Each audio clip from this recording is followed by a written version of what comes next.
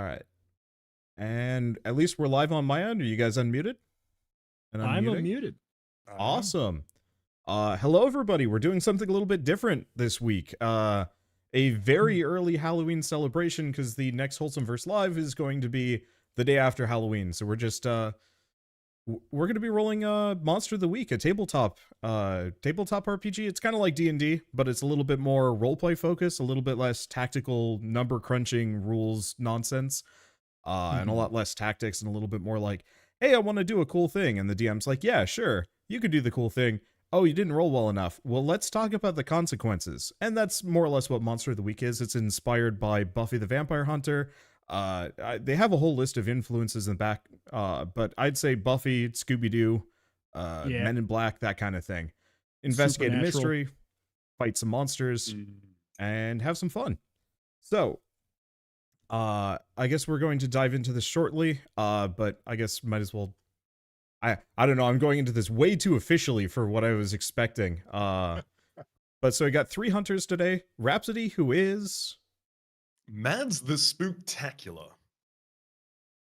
okay. I can tell you something additional if you'd like. Sure. Yeah, go for it.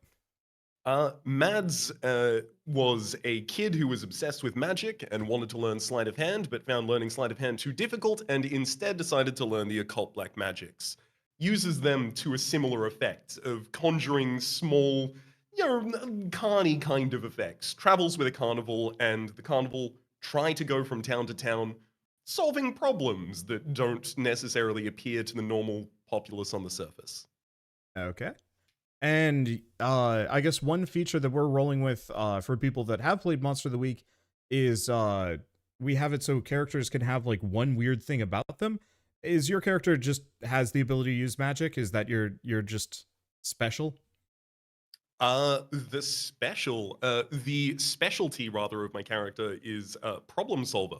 When they chat to someone or observe them for a few minutes, the keeper will tell me what their biggest problem is right now. Oh. Okay. That's interesting. Yeah. This game is filled with, oh yeah, by the way, you have to pull something out of your butt. But it goes both ways.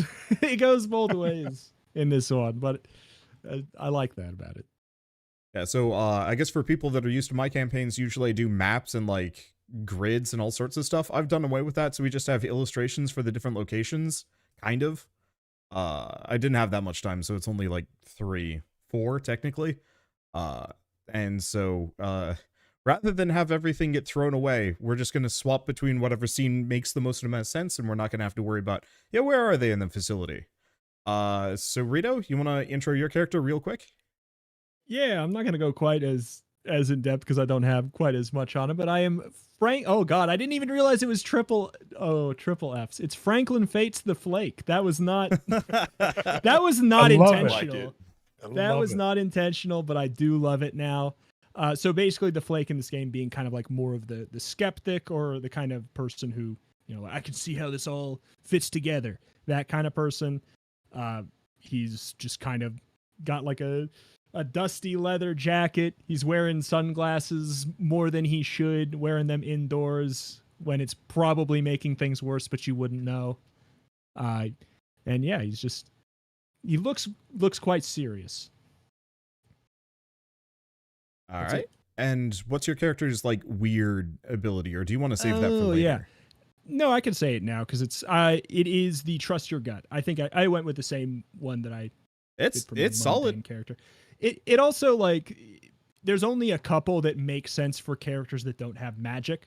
So yeah, it's trust your gut. It's basically the ability to just be like, I wonder what I should do right now, or like what direction should I go? And then if I roll well, Wander just has to kind of give me a tip like a video game, basically. Yeah. So I guess nice. one difference that I should make also for Monster of the Week is that the DM is less adversarial in Monster of the Week than it is in like Dungeons and Dragons. So specifically, I am supposed to give these guys clues, and I can never like tell lies. I have to be 100% honest, which I mean is just a good policy for tabletop RPGs. But in this one, it's a much more like specifically, I'm trying to help them on their goal whenever possible. It's more about the story than like the goal is a good story. The goal is not to win. Yeah. I like that. Yeah. It's a nice system. Let's see. And Jonas, who are Okay, you? I am Arnie the Mundane. I Googled the name of most boring names in existence, and Arnie came up. So Oh, poor, Arnie's out poor there Schwarzenegger. crying. it's poor. A little bit about the mundane. You heard about how monsters only pick up on people with crazy powers who can fight back on even terms. Yeah, me neither. But I ended up in this monster hunting team, so I got to do what I can. I am an Uber driver by day and a plumber by night. It's my hobby. I also collect crickets as a hobby as well. Very like the most mundane. My favorite food is like plain white toast with no butter. It's a good time. The butter kind of just assaults my palate. It's just Yeah, I too don't spicy. like. Yeah, too It's- spicy. The butter's it's too spicy. And my special ability is weird science. So you have when you create or adapt a device to analyze or deal strangeness, say what it will do, and roll plus weird. I want to meet this guy. For being mundane, I do want to meet him really badly. Like, has a cricket collection and can make science contraptions out of nothing. Like, Ooh.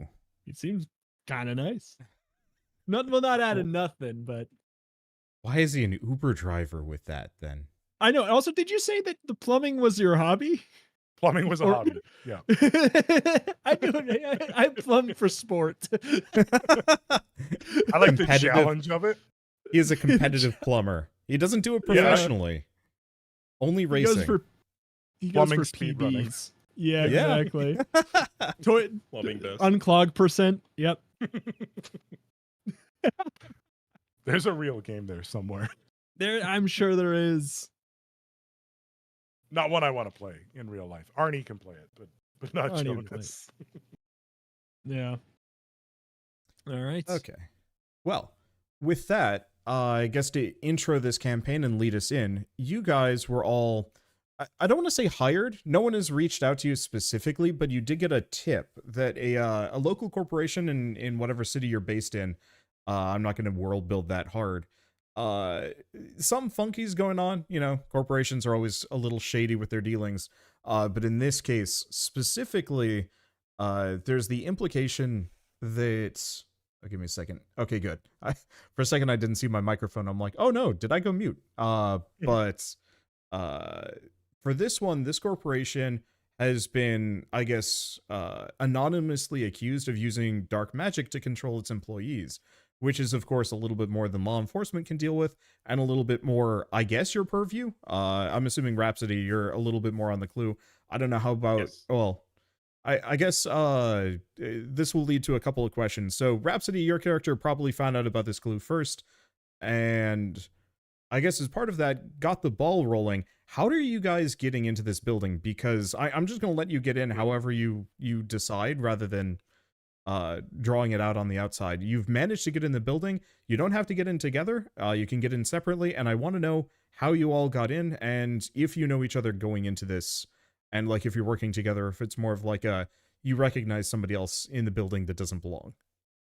So I don't know any one of them directly. However, I was told a fortune by one of the people in the carnival who is actually skilled at fortune telling, that a Uber driver named, sorry, what exactly was the name for your character again? Arnie. Oops. Arnie. Arnie. That an Uber driver named Arnie would be deeply important to my future. So I carry that information with me, but while I was working the fake, what's the word for it? I literally just said it, fortune telling Fortune booth. telling. One of the janitors from this corporation came in and was talking about how everyone's just leaving things all over the ground. They're wandering around like zombies in there. Why are they so dirty constantly? I need a break from this. And starting to get a hint that maybe this isn't an entirely normal source of degradation within the company, I convince him to give me his uniform so that I can perform his job for a day and give him a little holiday. Okay. I also use this to sneak into the building. Okay. So I assume you're taking Arnie as your Uber driver to work. Is that the connection between you two? No, so I don't know him That's yet. Arnie's my Oh, Uber driver. I see. Otherwise, yeah. I would say my character being kind of the flake, being a frequenter of like message boards and things here and there, the thing all about like noticing these weird little patterns here and there, maybe just hearing some things on the news that just like, that's a little bit strange. So I might as well pause for a hot second, because I might as well give backstory. You know about this corporation. It's kind of on the up and up. It's one of those like, new ones that everybody's talking about of like, yeah, invest in this one. It's really good money.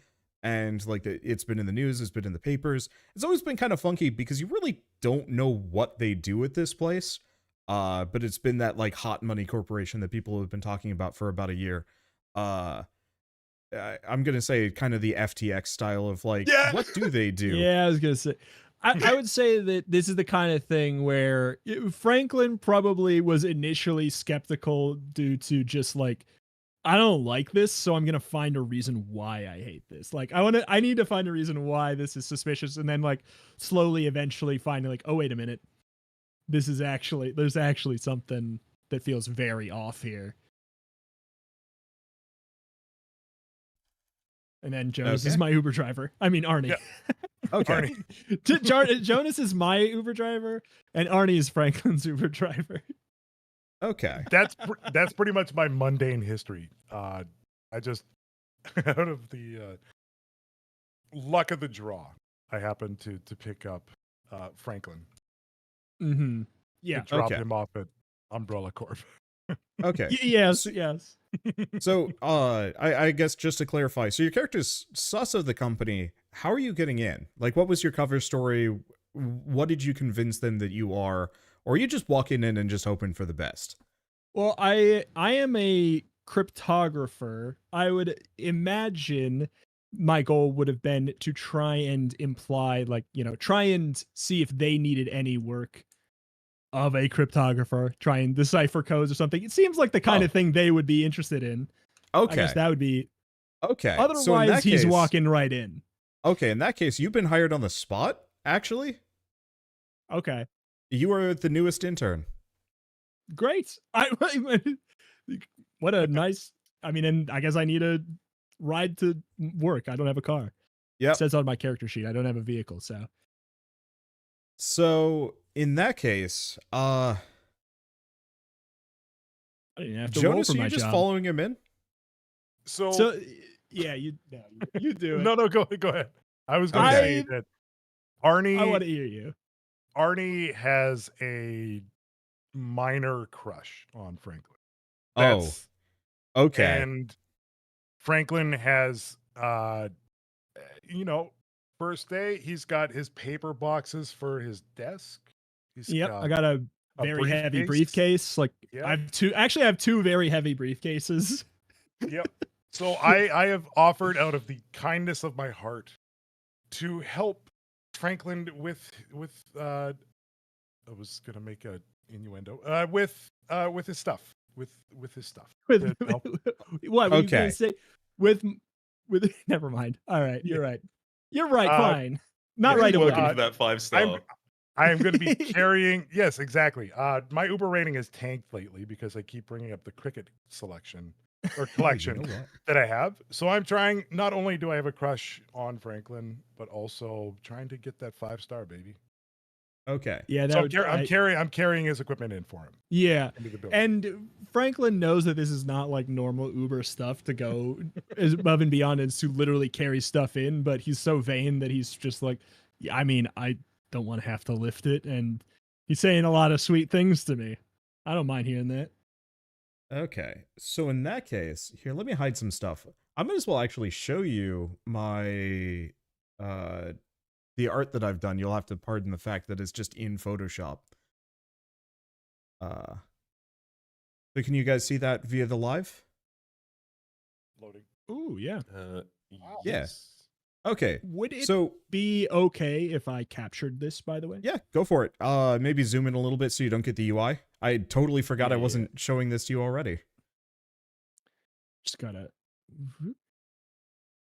figure out how to do that. One sec. Yeah, no worries. I think I gotta move mine around on 'Cause I my know screen people. anyway. I know people would like to see it. Yeah. I put together all these visual aids so you guys can see what I'm doing, and my audience is the only people that get to enjoy it for a moment. Oops. So good. Let's center it on my end. One moment, audience. Yeah.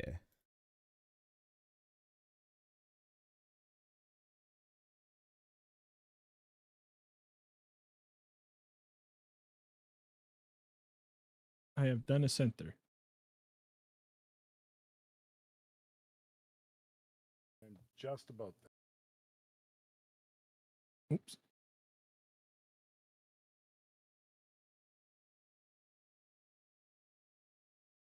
All right, I got it ready. All right.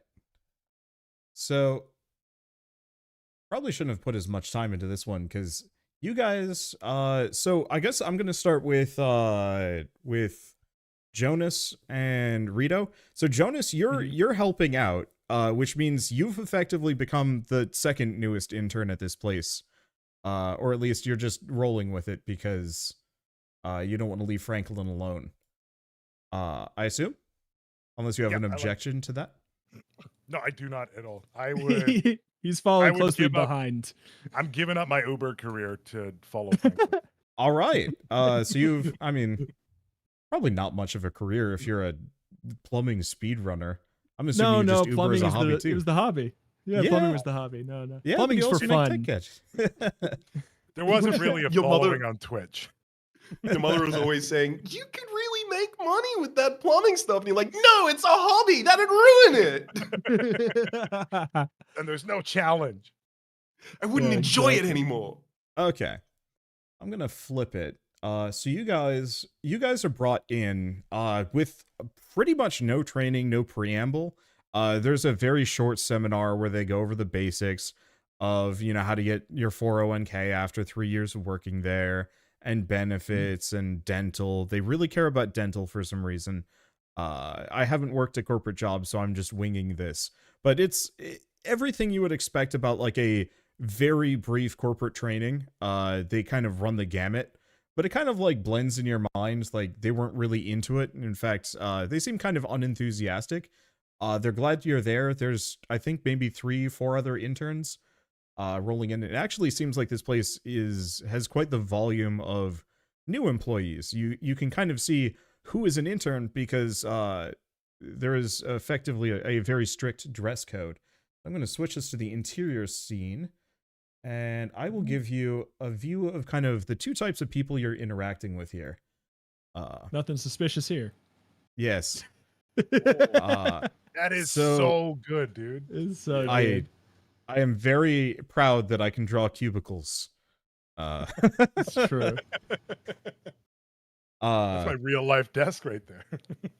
Yeah. I was thinking about you with this one. I was wondering if you were just going to go with the I'm the IT guy, and I'd just be like, all right, lead us in. So anyway, interns don't have suit jackets, and they also have like a little name tag that just says intern on it. You guys have them too. Mhm. Whereas the regular employees wear suits and they get access to the coffee machine. That's a perk that you unlock after a month. So no coffee for Oh you my. quite yet. So I'm going to hide I those hear because you're not coffee's for interacting with closers. any of them. What was that?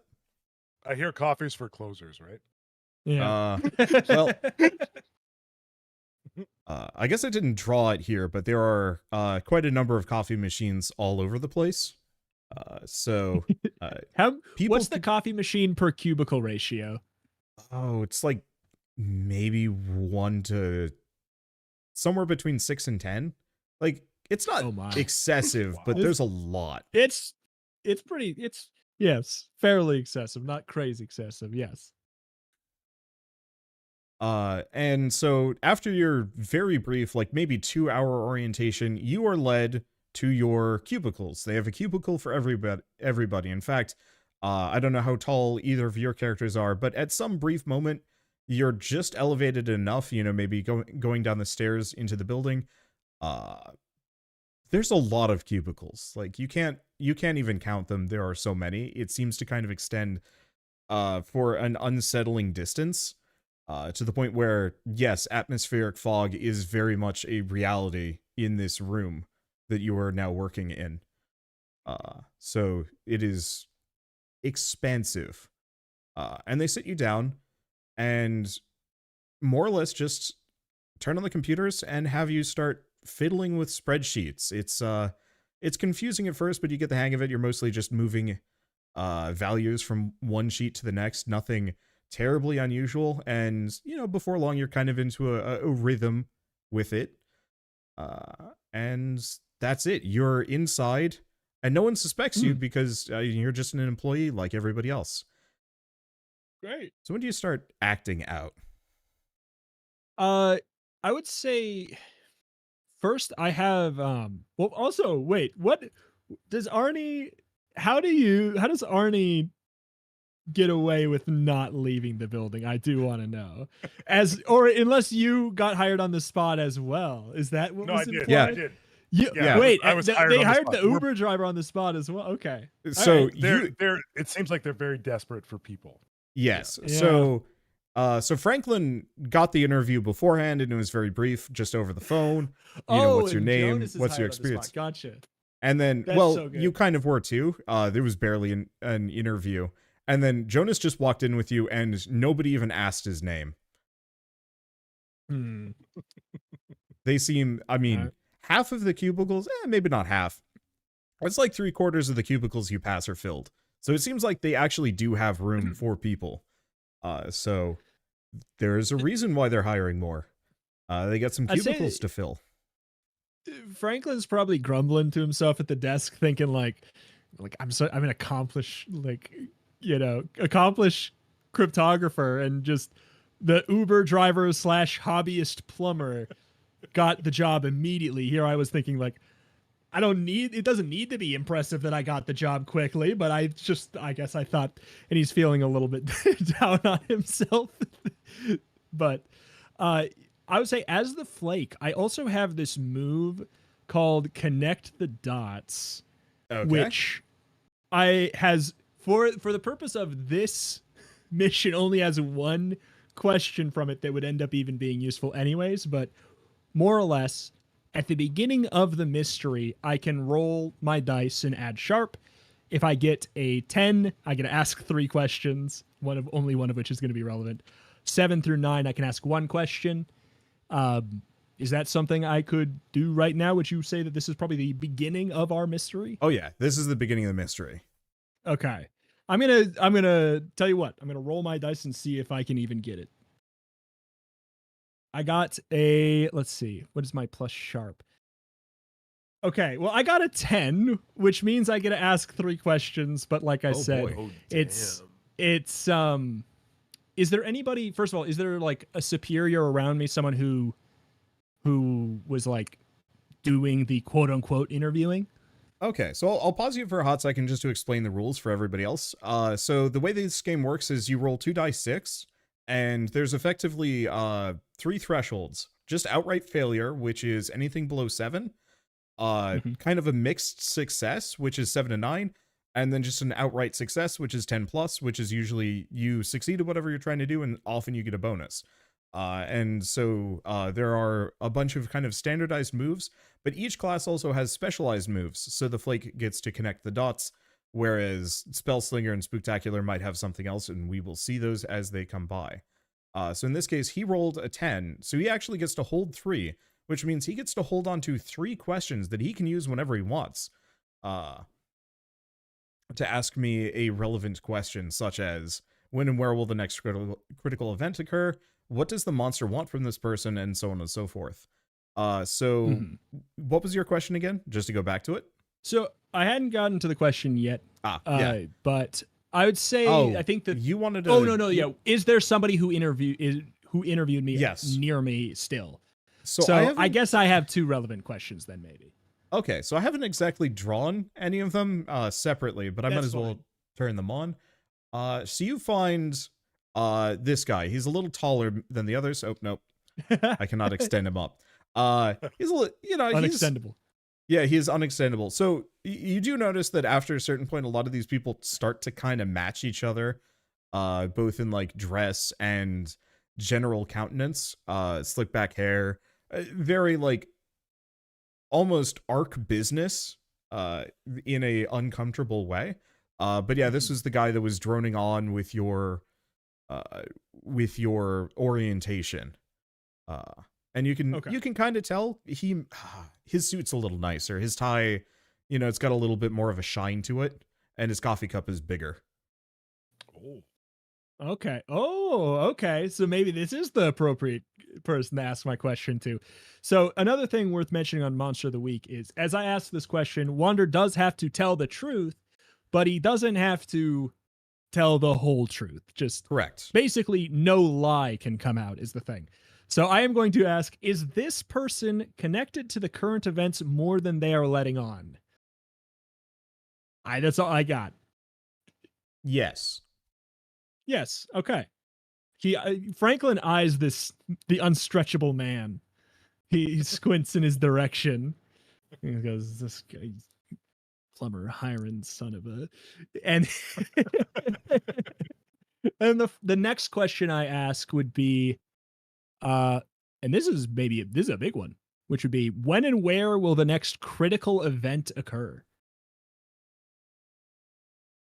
And that's very general, I guess. Oh, I have to think about that. Yeah, it's a weird one. Overtime. I think that's fair. And maybe I can fudge this last one. Maybe. Okay. Can I ask, what does this monster want from this person, and can this person be me? I'm assuming it's to work. Can you even ask that if you don't even know? I think the answer is yeah. I think that's the thing, is because I don't know if it's the monster. So yeah, I feel like that's maybe a little too prescient for the moment, but I don't know the mechanics on this one, which is why I'm cool with throwing away the third one. Is what I was saying. I will say you can hold that and ask that again when you have some more information. Great. All right, I will hold on to that. One. Connect the dots. Great. So that's that. That move is done. Okay. All right. Overtime. Okay. So you've more or less given this guy the sidelong glare, and are you just hanging out at your desk otherwise? Yeah, I think so. I think I examine my surroundings. Okay. Just things of note. So, first thing you notice is, of course, they've put all of the interns together. So you and Arnie are cubicle neighbors, as well as just some other interns. No one specifically really stands out. It seems like everybody else is kind of like in the intern batch, it's just kind of an eclectic group. You do know that this place is a prolific hire, and go figure, they've got plenty of space for new hires, and the work is as mindless as it is easy. Like, a dog could potentially do this if you could figure out how to get it to operate a mouse. It is that boring and brainless, so whatever you're doing must be just really basic grunt work, and maybe they do the more interesting stuff later. The place is pretty quiet. You don't actually hear much chatter. There's kind of a general din, but it seems to be mostly like typing and clicking and coffee percolating. That actually is probably the greatest source of the din.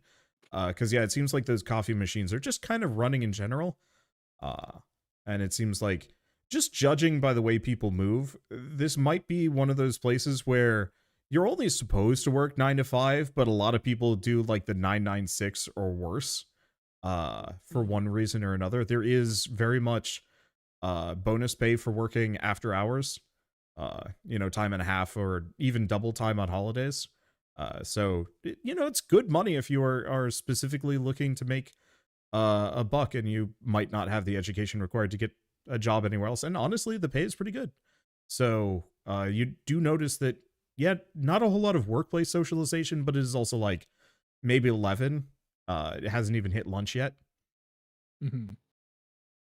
I would All like to clarify just very quickly that Arnie is loving this atmosphere.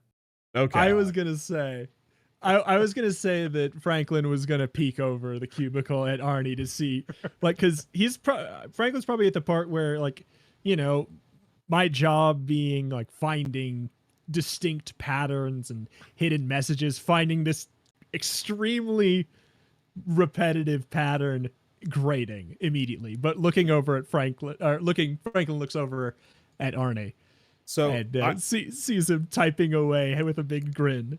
I'm gonna go. Arnie loves it. I'm gonna go with a soul call and say that Arnie had specifically shown Franklin, like in an attempt to impress Franklin, one of these speed plumbing videos. It is the that's what I was same gonna level of say. like passion and gusto, just chipping away at these spreadsheets. Yes. You're going for Franklin. time. Check out Yeah. my YouTube channel. Plumbers are speed running. Running is spelled RUNNIN. I got now? I got 13 subscribers. I'd love a 14th. Just saying. I don't think we can look at that right now. I look at all the other monitors to see if literally anyone else is doing anything other than the exact same thing. Nope, everybody is just doing data entry. I don't think we can do that right now. And also, I wouldn't do it anyways. Are you sure? Can I get your? What about you? Just hook me up with your WhatsApp, and Okay. I'll send it to you. You asked for my WhatsApp so many times on the ride over here, Arnie. I not right now. Not right now. Okay. You just let me know. I'll be here. I'll be here. Yeah, later for sure. Later for If, sure. if And you then I want look some, back. if you want some tips on Minesweeper, I can help you out too. Franklin's starting to think the work seems pretty good. He looks Okay. forward. So let's cut over to our resident imposter. So Raps, you want to remind me your character's name because I forgot to write it down. Absolutely. My character's name is Mads. Mads. Just one D. I don't know why I was thinking Mhm. two. Okay, so Mads, you're just here. No one's questioned you. I think one or two of the janitors kind of was like, "Oh, you're filling in for so and so." Like it's Mhm. normal actually to find a random replacement. And that's it. So you kind of have the run of the place. For the most part, your entire job is to retrieve coffee cups and clean them, and also like papers, styrofoam cups they kind of get left behind, put on desks, and then just knocked over. And like the big problem that you have to deal with, honestly, is coffee stains on the floor. Because you know, a spilt styrofoam cup coffee sinks into the kind of already brownish rug, but it's like an extra stain. And in kind of an odd twist, it does seem like the corporation actually does deeply care about keeping things very tidy, despite how little of the employees seem to care about it. And so it is your job to make up for that deficiency aggressively. But otherwise, nobody's really supervising you. You're just supposed to clean up every mess that you see, and otherwise just kind of walk around it. You almost kind of feel like you're a security guard, but for coffee stains instead. Really busting them. I'm going to head to the janitorial closet. I'm already wearing the uniform that was given to me by the person who I was giving counsel to over at the fortune teller stand. The name badge on my janitorial outfit says Johnny Mops. I head back to the janitorial closet so that I can pick up some bleach, some carpet cleaner, these kinds of things. And in general, I'm looking for some stains that happen to be nearer to people that seem a little bit more acute, people that seem like they might know a little bit more about the situation. If I could see anyone that looks like a manager with a stain near them, I want to just get down and scrub that stain while listening in. Okay. Actually, is that an investigative mystery? It seems like it's something. Yeah, that feels like an investigative mystery, maybe. I think so. I think so too. Yeah. Oh, I can see by that. the way, Absolutely. I should mention, seeing as we're here, since we're rolling one-off rules, I'm gonna go with the suggested thing that Rito had, which is you guys gain double EXP during the session. Yeah. So, and you get experience whenever you fail a roll. So if you get a Yes. 6 or less, you gain experience, which means in this we gain 2 experience. And in Monster of the Week, when you level up and pick your new stuff immediately and then reset your Oh. experience. So Yep. like leveling up happens and you do it on the spot. Cool. It does mean Well, you might also get a disparity on what level people are, because some people are a Yes. little bit luckier than others, which is kind of cool in But its own also, way. yeah, it's like It's- the thing is, you get either successful rolls or you get stronger. So like, it's just kind of it works. So no matter what, you're getting something, Mhm. which is nice. The other thing to explain also before we go too far is that you have a resource called luck, which is Mhm. kind of sort of your I don't want to say your health, because you have health as a separate resource, but your luck is it gives you the ability to re-roll any roll at any point, and you can also like Better, avoid it damage. Turns it into a 12. Yeah. Okay. So luck can be used to decrease a wound you just suffered to 0 harm, or after you roll, retroactively change the result to 12. So it's not even a reroll. Mhm. I don't actually Really remember weird. how much luck you guys get. We might want to just reduce it by like 2 or 3 for today. So I believe you get those full 7 points that are on the thing, but as you Yes. spend them, the keeper gets the ability to deal harsher and harsher punishments to you. Yes. And then when you run It's out, true. you're doomed. Yeah.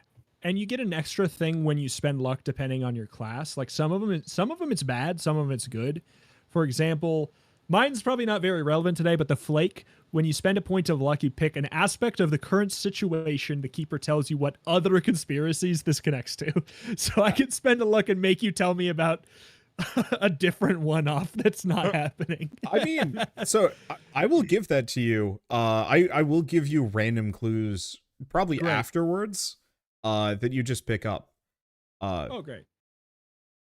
Specifically, I didn't finish it, but Rhapsody, you have a Sasquatch card and you don't know where you got it.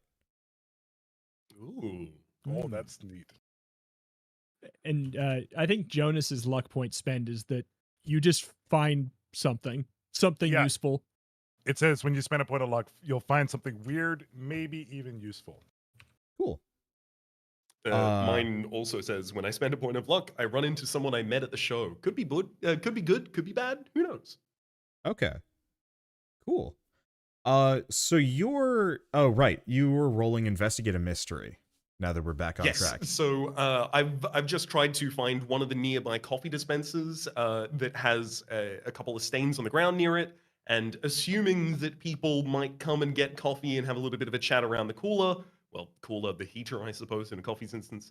I get down and aggressively scrub one stain for a while, trying to listen in to the tune of an 8 for problem solving, which I believe is hold 1.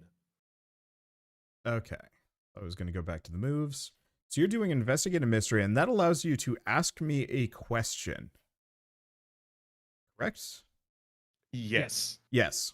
Hold 1. So you can ask one of the following questions, or maybe something kind of similar. So what happened here? What sort of creature is it? What can it do? A lot of these are a little bit more monster focused, but you're looking for a manager to figure out what they're saying and doing? Yeah, if I can spend the hold to locate someone that might be a little bit more knowledgeable about the situation. Yeah. Where did Okay. they go, basically? So, I think so yeah. I guess I'll kind of give you the information around that. As you kind of clean, you notice that there is almost kind of an even spread on how, or an even, it's a bell curve for how the coffee is spilled. Around the intern areas is pretty much clean. It does seem like maybe as you get a little bit more seniority, you start getting access to the coffee machines. Then once you become a full employee, then you get more. And that's when it starts getting messier and messier. So kind of your mid-range employees tend to be quite messy. And as you go through, you do notice that they are a little bit more overworked seeming. To compare these to the Living Dead, these are the zombies. Whereas well, I mean, these are the zombie employees. What you do notice, though, is that upper management's actually kind of tidy. So there's kind of these like weird hotspots, clean areas generally around their cubicle zones that are generally devoid of coffee stains. Excellent, excellent. I would like to, if possible, start making my way towards the cubicles I've identified as preternaturally clean for this environment, the far end of this bell curve, the more executive suite area. Okay. And while trying to scope out the area and see if there's anyone that I would be able to speak directly to, I'm just kind of walking around, kicking the ground like. Okay. Oh boy, this is real clean over here. Wow, what do you guys do keeping it clean? Nobody really reacts to that. And in fact, you do notice it's actually kind of unusual. You're like the first person you've heard all day, apart from the couple of janitors that you saw kind of on your way to the janitor closet. So it's kind of strange and off-putting how quiet it is where you are, apart from the endless tap of people typing away on spreadsheets and click of their mouses. So you notice a couple of things. Once again, you do notice that the upper management do have the bigger coffee cups and tend to be a little bit nicer dressed.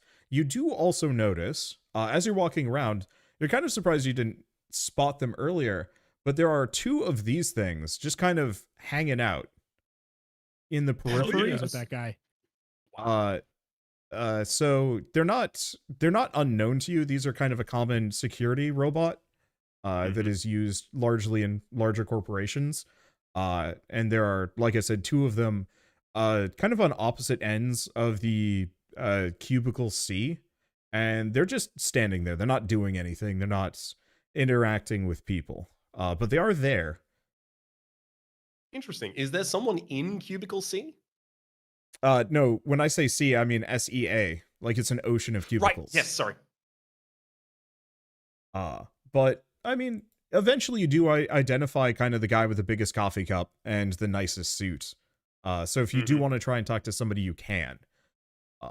If he seems like he's busy, I would actually prefer to kind of like lean against a mop in the inconspicuity of no one asking me a question why I'm here, and just watch him for a while. Okay. If I'm allowed to watch him for a while, no one really bothers you. I think if you take too long, somebody will stop you. So I'll tell you that right now. But it doesn't take you long. What is your character's experience with computers? The world building thing I said from last time is still true. For people, I guess, that haven't seen that yet, because that will be on YouTube later. At least as far as the world I'm lightly building with this, the internet is gone. People got rid of it because it sucked. Computers still kind of exist, but it's more like local network things and like none of your standard web browsing or any of that. It's just purely I guess YouTube somehow still exists. Don't question that. We'll keep that for I was today. gonna say that explains my 13 subscribers. It's like, it's so impressive. It's You know like what? a local Actually, cache. why don't we go with that? You somehow have access to YouTube when nobody else does, and that may come up later. That's Yeah, so Franklin Extra thinks you're pulling his leg or something. Well, because, that's what's like. I know that YouTube's only in old movies. yeah, you've read about it in books. So I guess I might as well go back to Mads for a second. What is your character's general experience with technology in general? Almost nothing. I've been a traveling carny my entire life. Okay, so as somebody that is not generally terribly experienced with tech, it looks really boring. He is mostly just typing some stuff, and then he like selects one cell and then moves it around, and then some other stuff, and you don't really know what this accomplishes. But he's just been doing that for like that 10 minutes you've been tacitly watching him. At which point somebody else probably turns around and says like, hey, there's a stain over there. You should go deal with that. Or maybe not even that. You just hear somebody burn themselves in some coffee. It's kind of like a short yell. absolutely scurry over to clean that diligently. But before I do, when I observe someone for a few minutes as a problem solver, I am capable of asking the keeper to tell me what their biggest problem is right now. And I would like to know what the biggest problem of the C-suite executive is. So you actually can hear his stomach was rumbling, like pretty audibly. Dude's hungry. All right. Cool. I will scurry off to start cleaning the stain that my attention's been brought to. Okay. So you scurry off, and this is a little bit closer to kind of the intern section, the cleaner area that I guess the other cleaner area that at first you thought is like, oh, maybe there's some higher ranking people over here, but no. You've been kind of summoned over to just the edge of where the coffee spill zone is. And so you can see people here are a little bit less formally dressed. You do actually notice the interns are running around a little bit more. Let me switch to those.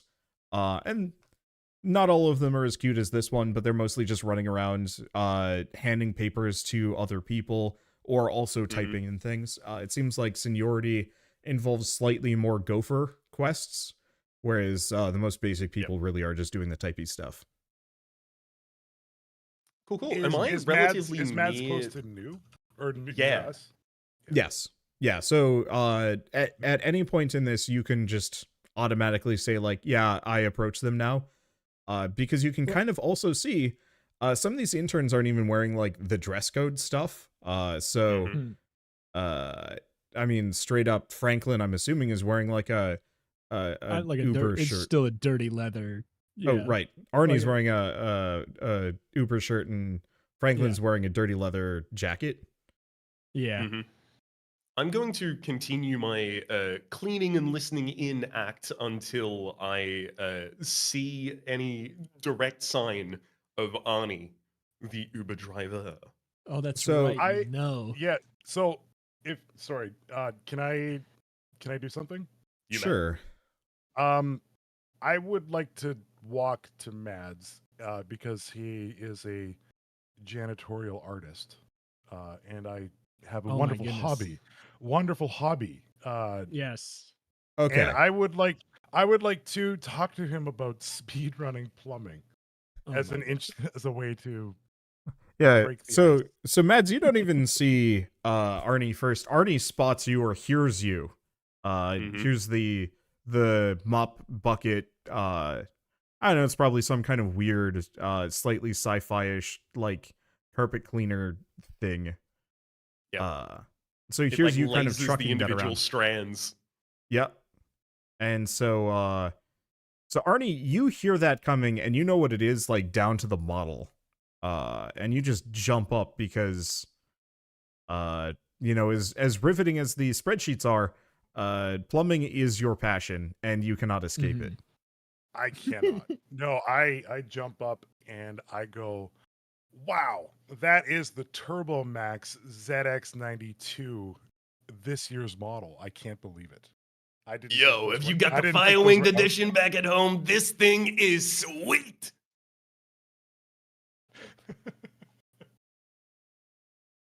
Did I tell you about my YouTube channel?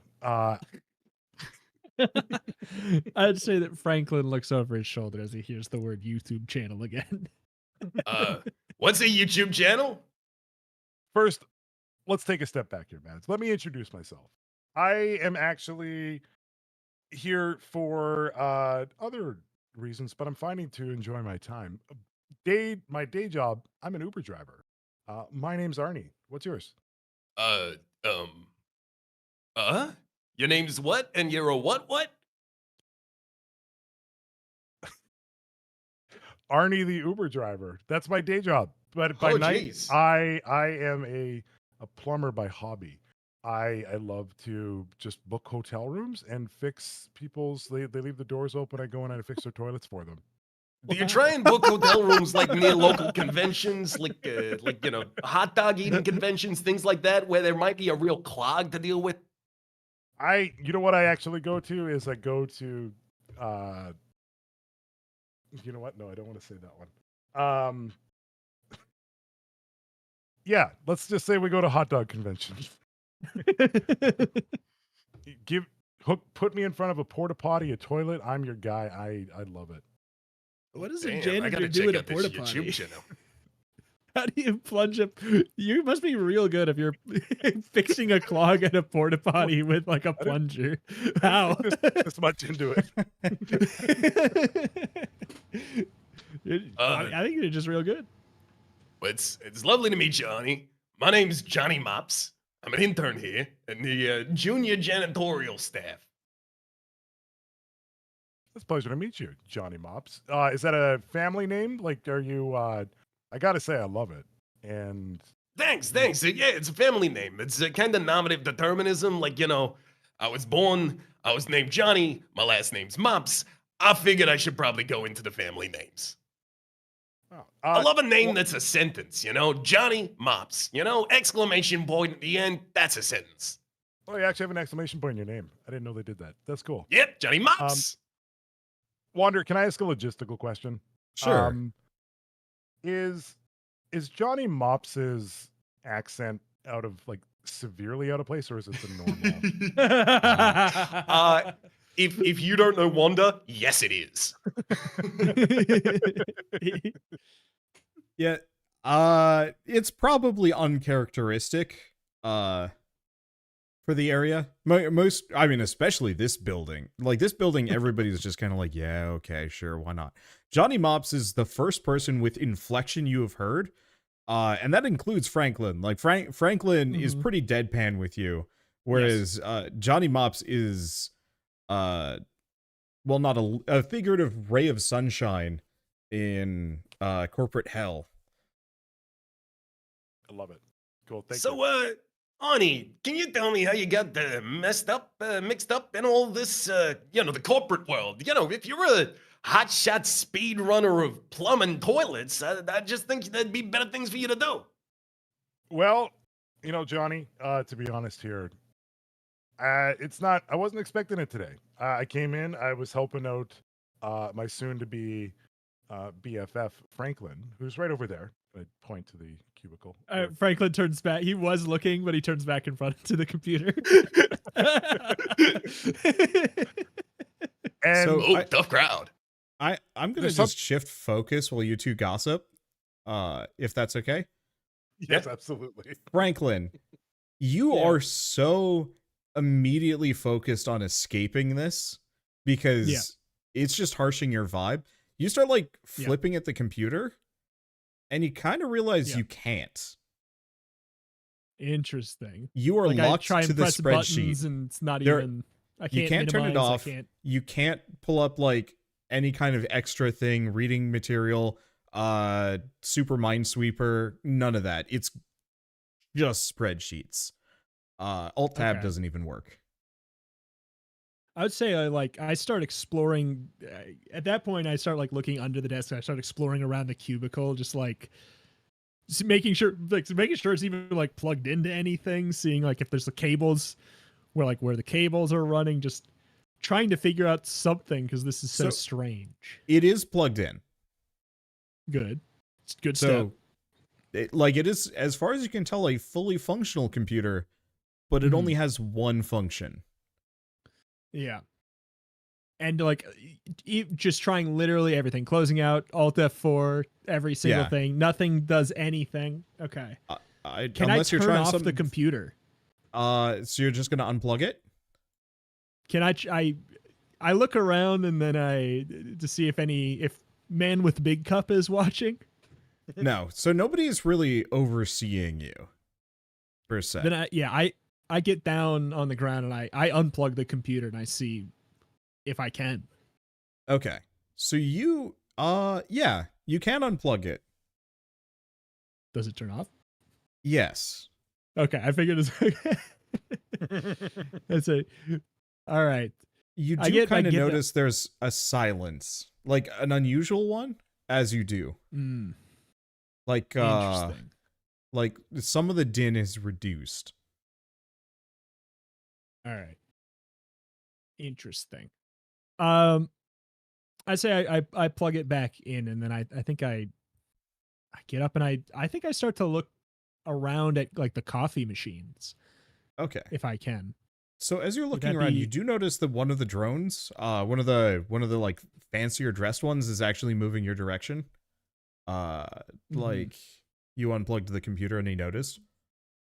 Okay. He is looking in your direction. Okay, but I before I get up and leave, I did plug it back in. I'm making that so note just it's in booting case. back up, and it Yes. boots through Windows 36, and then just pops right back to the spreadsheet. Okay.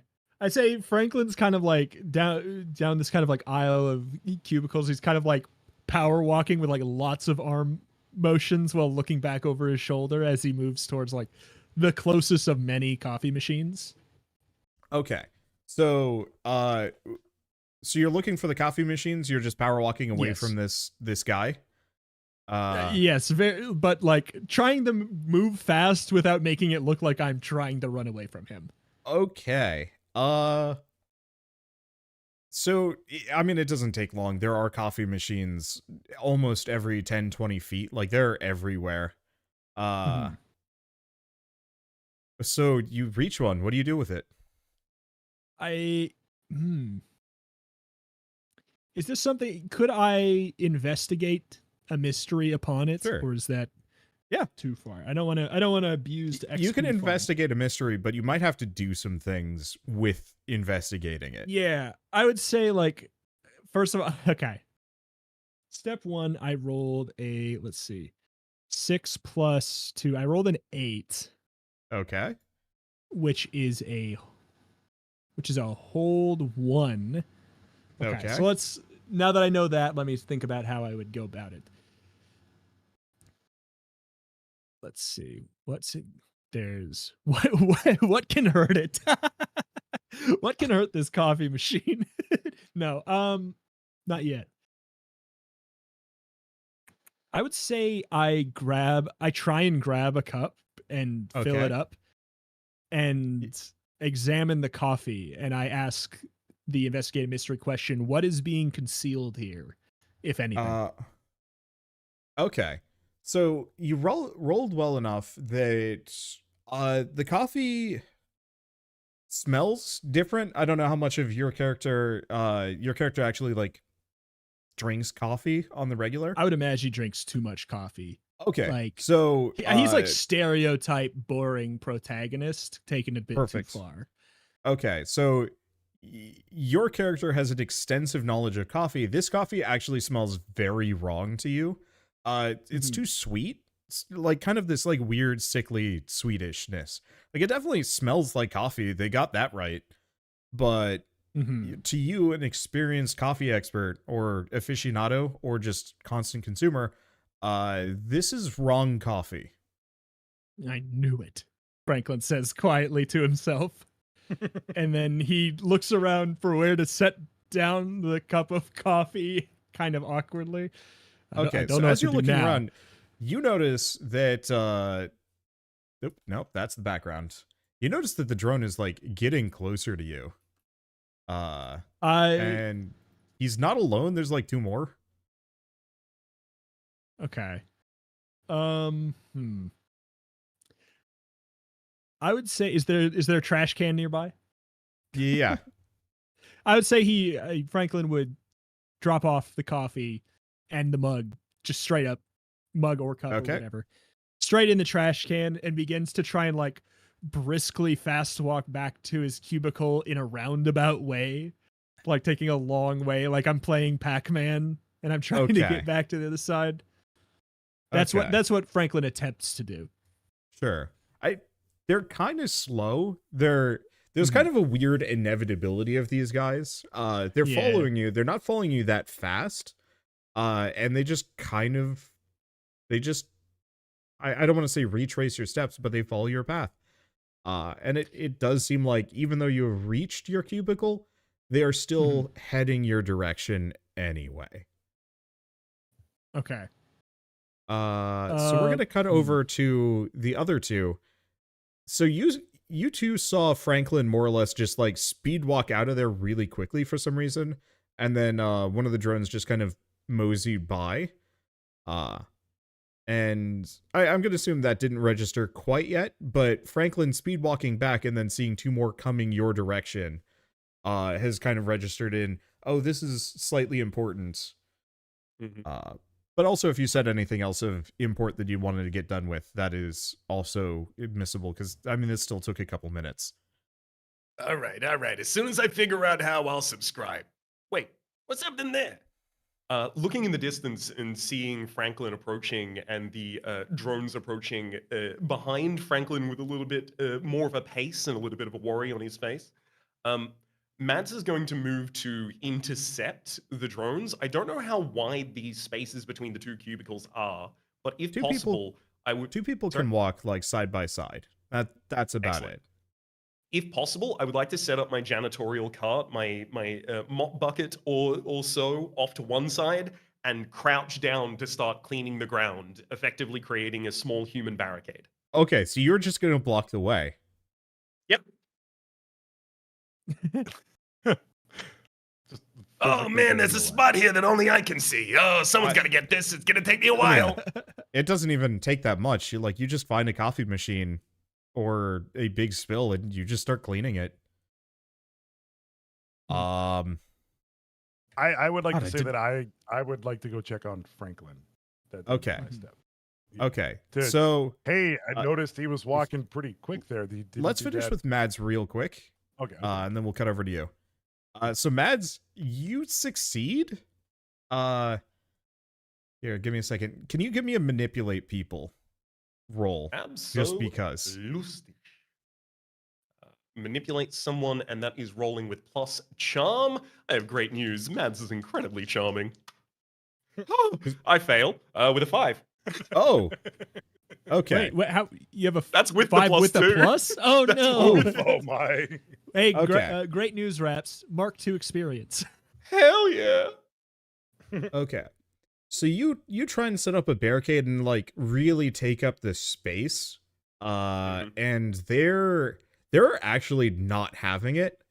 I'm trying to decide, I guess, what are the consequences? Are there? Or it doesn't say.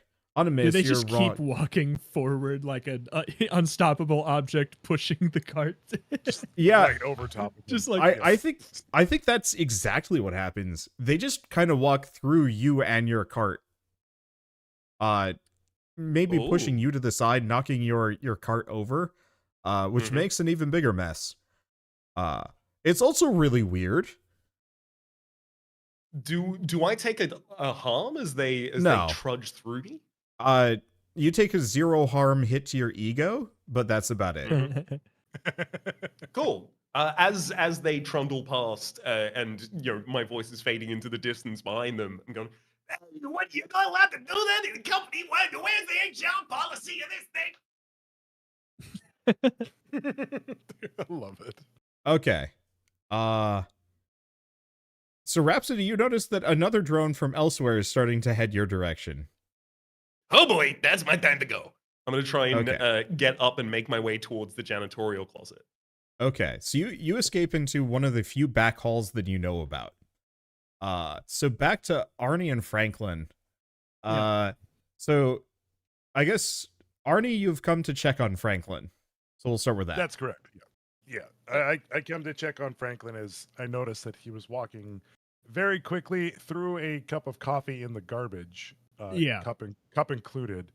And I just go, "Oh, hey buddy, everything all right there? I care about you and I want to check on you." I would say Franklin doesn't even parse this. Just don't drink the coffee. Don't drink the coffee. Oh, Did you drink the coffee? No, I haven't yet. Don't I was drink the gonna get coffee. I was gonna get a cup. Well, don't. What's wrong? What's wrong with the coffee? I like coffee. It smells wrong. I don't know what. I've had enough of it in my life. I know it's wrong. There's something wrong. There's something wrong with all these people. I'd say he's starting to just. I would say, would it be clear to Franklin at this point, as someone who's came in here skeptical, that there's something off? Oh yeah, I mean this already. has confirmed every It's assumption been- you have. Yeah, I said, I knew it. I knew this place was up to no good. I saw him on the TV. I said, I don't like that place. I don't like that place. I don't like what they're doing. I don't understand it. I'm going to understand it so I can not like it for a good reason. And I understood it. I get it. I'm here. There's something wrong with the coffee. They're putting something in the coffee. Don't drink the coffee. You know what? As a hobbyist plumber, I'm a big fan of coffee and the benefits that it brings to my hobby. Yeah, it's done wonders for the speedrunning community. I am now upset that they are giving people not coffee. What do you think they're giving people? I don't know. I don't know. All right. It's probably, I can tell it's not coffee. It's probably brainwashing them. Probably, I don't know. It ain't good. It ain't good. It smells bad. It smells sweet. I don't take my coffee with anything sweet anyways.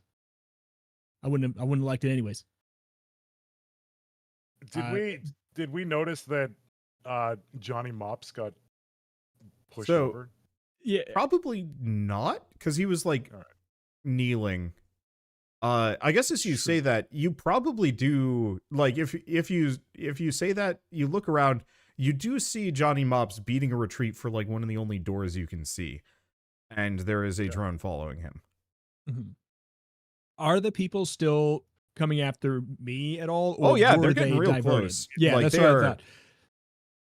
I'd say, like, I have both my hands on Arnie's shoulder and say, "We got to get out of here. We got to figure out what's going on."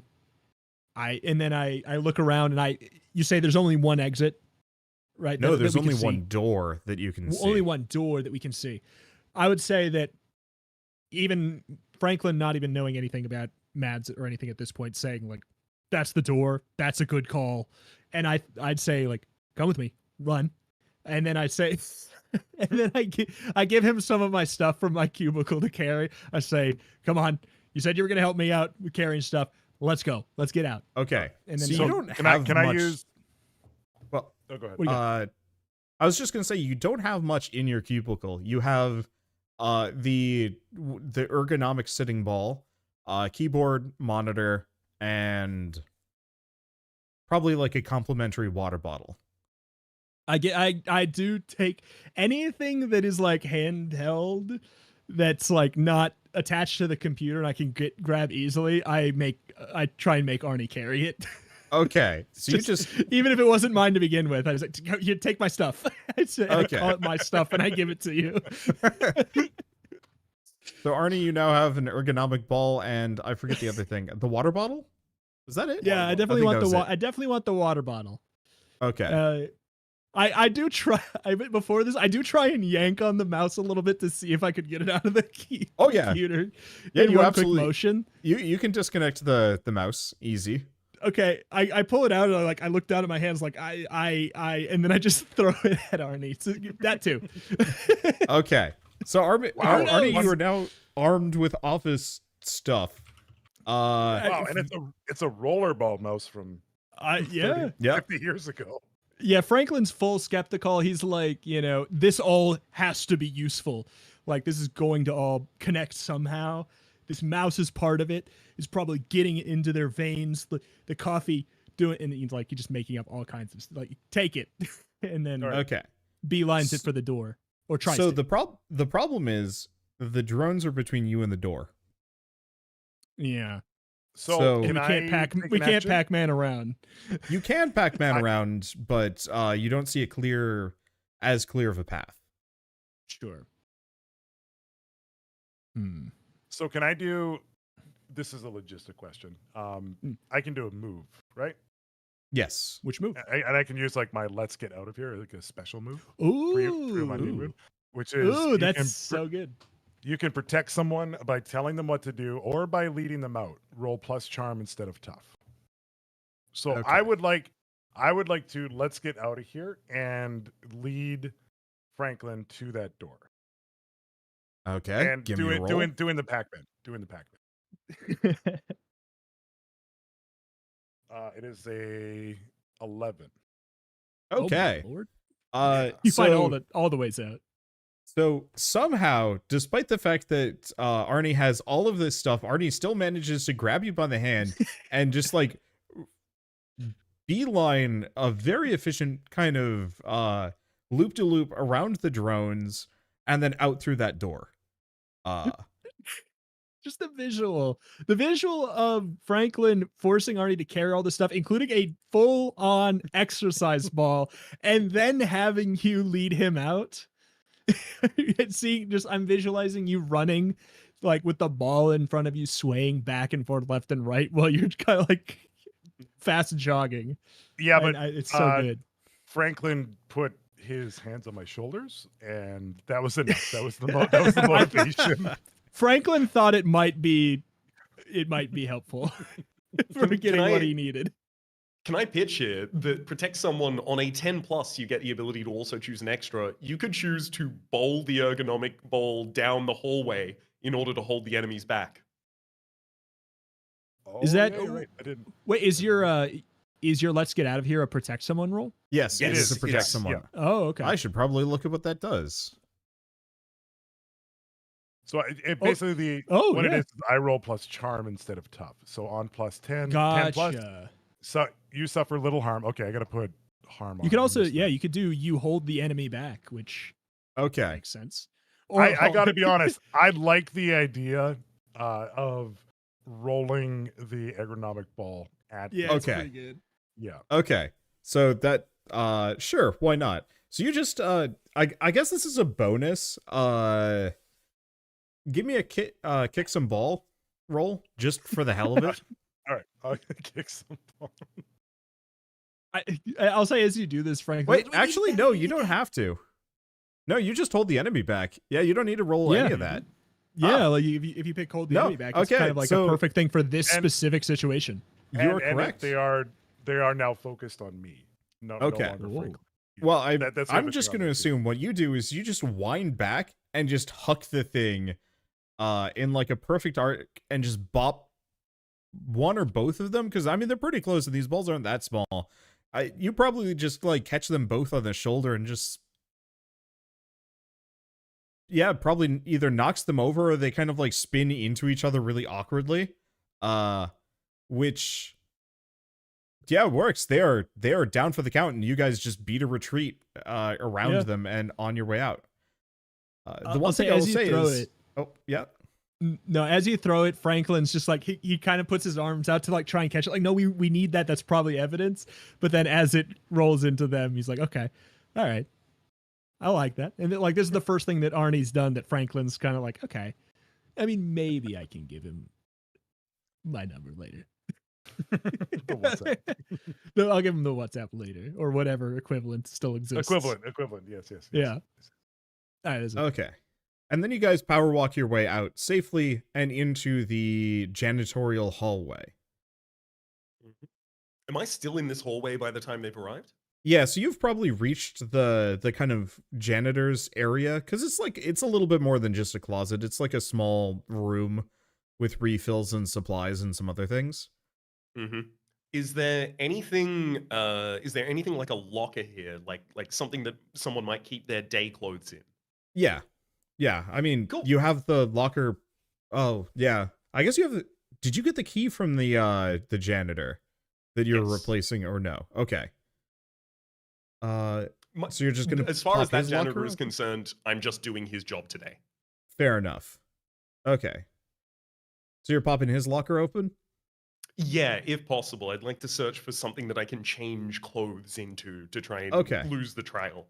Yeah, so you do find the guy's just kind of spare set of clothing that he keeps around. It's just a set of overalls and like a white shirt, kind of stained. Very conspicuous, but not in the same way that your janitor outfit might be. Excellent. I'm going to quickly change into that and then take one of the bottles of cleaning fluid that I know to be least toxic to the skin and just slick my hair back, trying to complete the disguise of a different person. Okay. I feel like that's got to be a roll. Is there a move for that? Yeah. If anything, I would say, oh, God. Act under pressure? Maybe? It could be act under pressure or arguably manipulate. Yeah, well, act under pressure is also roll plus cool. This feels like a roll plus cool. That feels like a, That's plus cool, yeah. Okay. Ooh, with my plus, I managed to get a 7. So I can get a worse outcome, hard choice, or price to pay. Okay. It doesn't say I have to give you a choice on those. What's the worst outcome? Okay. So you make it as far as putting the cleaning stuff in your hair? And it's not what you think it is. I'm trying to think.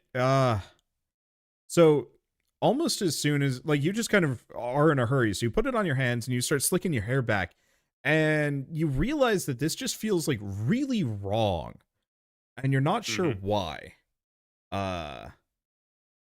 And it's in your hair now, and it feels like kind of gross and almost a little bit more kind of like a gel that you've just put in there by accident, and it feels bad. Mm-hmm.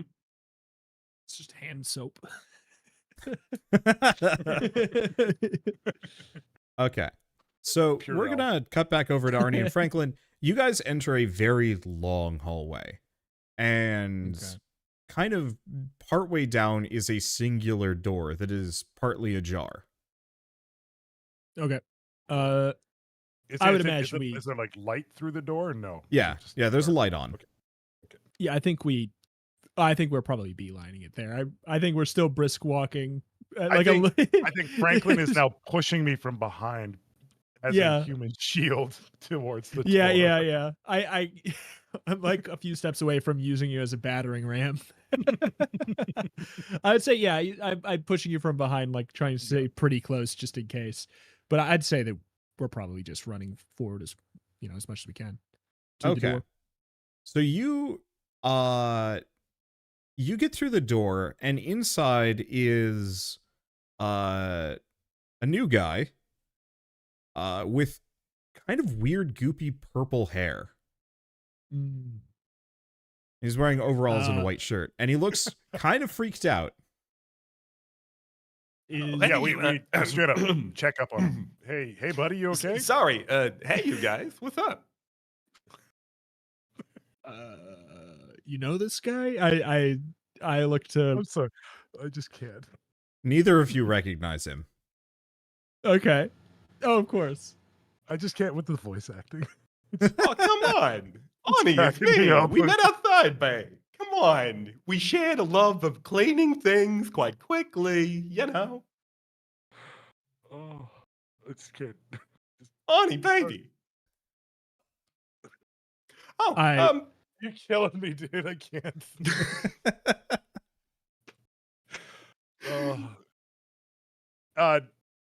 You seem familiar, but I don't know who you are. I've never seen you before in my life. Oh, yep. Good point, well made. I had to wear a disguise outside. This is me on naturals. Mad the spectacular. Happy to meet you. That doesn't Franklin help explain squints. who you are. Yeah. It's true. That's true. Yeah, I am very, very cautious of Mads at this point. You're just only aware of Johnny Sweeps, was it? Johnny Mops. Johnny Mops. Yes. You didn't say you were Johnny Mops, so yeah. That's true. I was previously Johnny Mops. That was a role I played just a couple moments ago. Well lauded. I feel like it done it. Look, I don't know how the award season's going to shake out, but I'm hoping to get nominated at least, But it is an in the honor. meantime, I'm just looking for, something sturdy and stiff that I could use to bat someone that might come into this room fast. Okay. So within that, there are mops, there are kind of the bristly brooms, there are like kind of the monkey wrench, the big plumber's wrench things. Yes. So you have some options in here if you're looking for blunt instruments with which to kill office workers with. Do we still have our equipment, by the way? Wrench. That we have on that we pick on our character sheet, or do we retcon that? Depends on the size. If you got a golf club, the answer is no. If it's a knife or brass knuckles, I think you're good. I mean, I have a gun, so. Are we talking shotgun or handgun? A revolver. Oh yeah, you got that. I have a revolver and a pistol and a flashlight. Yeah, great. You I have are two guns. You are fully armed. I grab one of my pistol And I look and I know Arnie more, and I'm still looking between the two, like, oh God, which one do I give this to? The person I literally don't even know are Arnie. And and then I grab the gun and I put it up to Arnie's chest. I like, not pointed at him. I was like, here you go. This is important And the right butt now. of the knife, or the butt of the Yes. gun. Yeah. Yes. Pointed sideways like they do in the movies. Like, here you go. Thank you. You can keep my crickets in mind. Have you used one of these before? I have not. And frankly, Franklin. Yeah. All you right. like that. No. What are we talking about? Just some people were walking. Just as get ready. drones. Just get ready. I'm telling you, it's about to hit the fan. I'm telling you, it's all converging on this. It has to do with probably the mouse, and I point the mouse you have in your pocket. It has something to do with that. It's all converging. They're coming to get it. They know I took it. They're coming to get the mouse. You know, Just I usually wouldn't really buy in for all this conspiratorial nonsense, but the fact that you're here, and I point directly at Arnie, tells me something's going on. I think we should look a little deeper. And those guys with the glazed expressions that were running in our direction, oh boy. Okay, so That as you didn't look say friendly. that, one of them appears in the door and says, Janitor Johnny Mops, you have been noticed for disruption. You will come with me. Oh. I Well, it's a shame And- there's no one in the room named that. They're looking at both of you, or they're looking at everybody. And yeah, there is no Johnny Mops. that's true. Um, I'm holding. I tell, like, I whisper for Arnie to put the gun away that I just gave him. Okay. Put that away. I'm gonna need an act I was under gonna- pressure. Yeah. I didn't want to not have the possibility of being punished for the fact that I was just holding two guns as they marched in. like a cowboy. Okay. Who do you want Act to under roll, pressure. You want Yeah, me to is it roll? both of us Yep, or just Both of you have guns Okay. out. All right. Or Yeah, that is you true. can keep them out, but he's gonna see them very shortly, as he is now starting to look in your direction. I got a 10, but I have -1 cool, so I get a 9. Okay. I got a 5.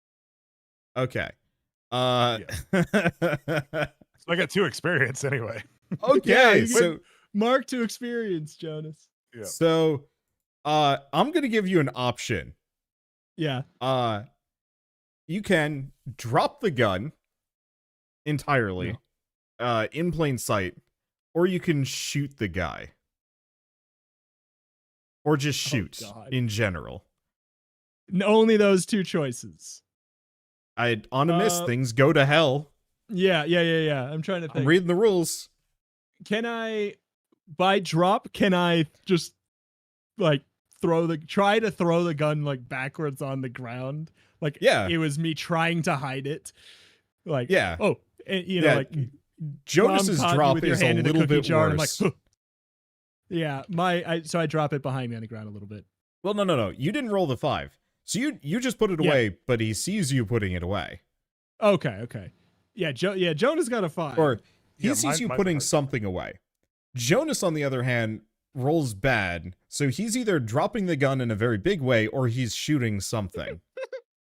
I'm gonna shoot. Yeah. You're gonna fire Okay. on act. How, No, Jonas? hear how me do you out. try and put it away and you fire it? That's what I was gonna say. Is like Yeah. I don't mean to fire it, but it does Okay. get fired Okay. because I've never handled a gun before, right? So have I you knew I turned to should've look at given this it to guy? the Just man with the purple hair. give me a how are you putting this away? Because I want to see, because you're butterfingering the gun and shooting something. Yeah. I just want to hear the basic description of like how you're putting it away, where you're putting it away, and whatnot.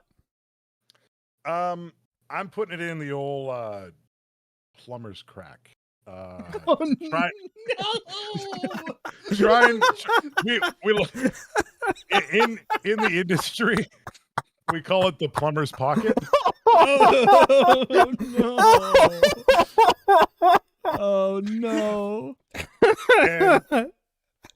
And in a I try to put it in the back of my pants. Let's say that. Okay.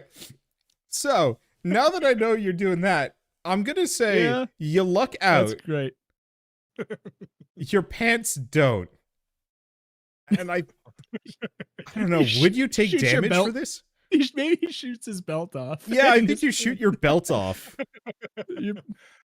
I think I absolutely take damage from that. No, I think you shoot your belt off, so you're actually gonna have some trouble moving until you fix your pants somehow. The pants just keep coming down. Yeah, the pants are now coming down. They weren't the most well fit of pants to begin with. And so you now have a sizable hole in your waistline, and you've just shot your pants off in front of this guy. And now, and importantly, Franklin. yeah. And Importantly, Franklin, does yes. the guy react? Like, is this embarrassing to him? Even Yeah. So yeah. he doesn't react right. yeah. What would he do? I think he starts hissing, actually. My God. Oh. So, Okay. alas for me, I haven't drawn this. So I'll just pull something else. So he starts hissing, and I'm going to say within like a moment. Let's see if I can find another one. There we are. So like one more of these guys shows up. Let me move them there, Oh, no. and then one of these guys also shows up. And at first he's got just a regular briefcase, and then it opens up. Oh no. So you are more or less cornered, and so I haven't drawn it for the office drones, but their mouths are real toothy, and their tongues they have eyes on them, and they have cornered you in this room. Okay. And Arnie just shot his pants off. What do you guys do? So how many of them have already entered the room? So only the first guy. The rest are starting to crowd. Like they're starting to move in. Mostly because many of them were already on their way. Mm-hmm. But for the most part, this is still like seconds in. Cool. Am I aware that more of them are coming, or is this like You can hear them. information Like, I have from outside? Cool. It's kind of like a chorus of hissing, so you're not sure how many there are, but you can at least see these, and there might be more. While the man in grey that is currently in this room is observing the descended trousers of Arnie, I'd like to quickly grab a mop and try and bar the door. Okay. So the door is currently open, so how are you barring it? Are you like gonna try and shove the guy through the door and then bar it? I'm happy or... keeping him inside. I want to close the door behind him and just Okay. like if there's like a push mechanism, I want to try and jam the mop onto that. If there's I guess if there's just like a standard keyhole and door, then I'm going to have to figure out a different solution. Well, it's time for you to roll Act Under Pressure. Let's go, baby. I mean, that is an 8. Okay. So that is 7 to 9, give you a worse outcome, hard choice, or price to pay. Okay. So as you're like getting in there, you're shutting the door, and the intern with the briefcase is actually gonna chuck the briefcase at you. Ooh. So your hard choice here is, do you duck out of the way and leave the door open, or do you manage to get the door closed and barricaded but get a briefcase to the face? Ooh. Can I see the teeth of this briefcase? Yes. Oh yeah, it is open and slightly flappy. I'm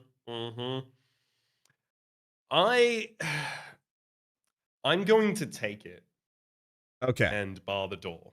So I'm going to say this one's kind of impromptu, but it'll get worse. You only take 1 harm, Because the briefcase isn't really meant to be a projectile yet. But you do manage to bar the door and close it off. Let's see. I guess Franklin, it's your turn next. What do you do? Okay. May I? What would you classify this situation as a bad one? Yes, I would. Could I read it? Oh, Could sure. I read a bad situation? Okay. All right. That is an 8 plus 2. That's 10. Okay. So that's a whole 3. I got to ask 3 questions. I don't know if Sure. there's 3 that are going to be relevant, so I'll just ask. I guess I'll ask, what's the biggest threat right now? I guess that would be like, which individual entity is the scariest? Okay. So like, the answer most is threatening to us. You hear something much louder than the hissing people outside. And it kind of sounds like clunk, clunk, clunk. Okay. And it gives you the heebies.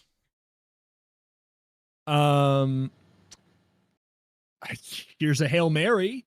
What is my best way out? Is there like a air vent or something we could try and escape out of? You do actually notice a vent.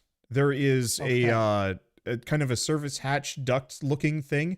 It's a bit small and kind of rusted over, and there is a cleaning cart on top of it.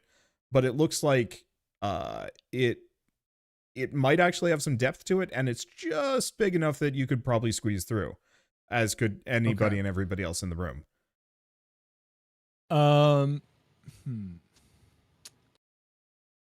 I guess, I'll make it a 2-prong. Is as far as what is my best way into the vent? What is our best way into the vent? Is there like, is that the cleanest path that we have to get up there safely? Like, what is it? Yeah, probably. So All right. going out through the door means you'd have to go through some amount of whatever the things are. I'm assuming your character has no idea what these monsters are baseline, just because you're a conspiracy theorist, not a monster expert. Yeah, I think he hears the noise and he doesn't like it, so he wants to go away, and that's about the extent of it. Yeah, so your best way in, well, I guess I'll give you that. You do spot a crowbar. Ooh, all right. Nice. I yoink the crowbar and I intend to I point out the vent and I intend to try and usher everybody up there. But I do say, Arnie, boost me before anything else. Like I don't. Well, the vent is on the I ground. explain the situation. Like it's on the ground. It's on the ground. It's a drainage I say, Arnie, thing. boost me down. Boost me down. I say, okay. Give me a leg Arnie, down. Hold me. Arnie, Okay. hold me. So, and I attempt to do that. Sure. Arnie, what are you doing? Are you helping him? Because there's also a man that is like a creature that is going to advance on you if you don't do anything. Yeah. I look at it and I go like, Franklin, look, we don't know where that vent leads.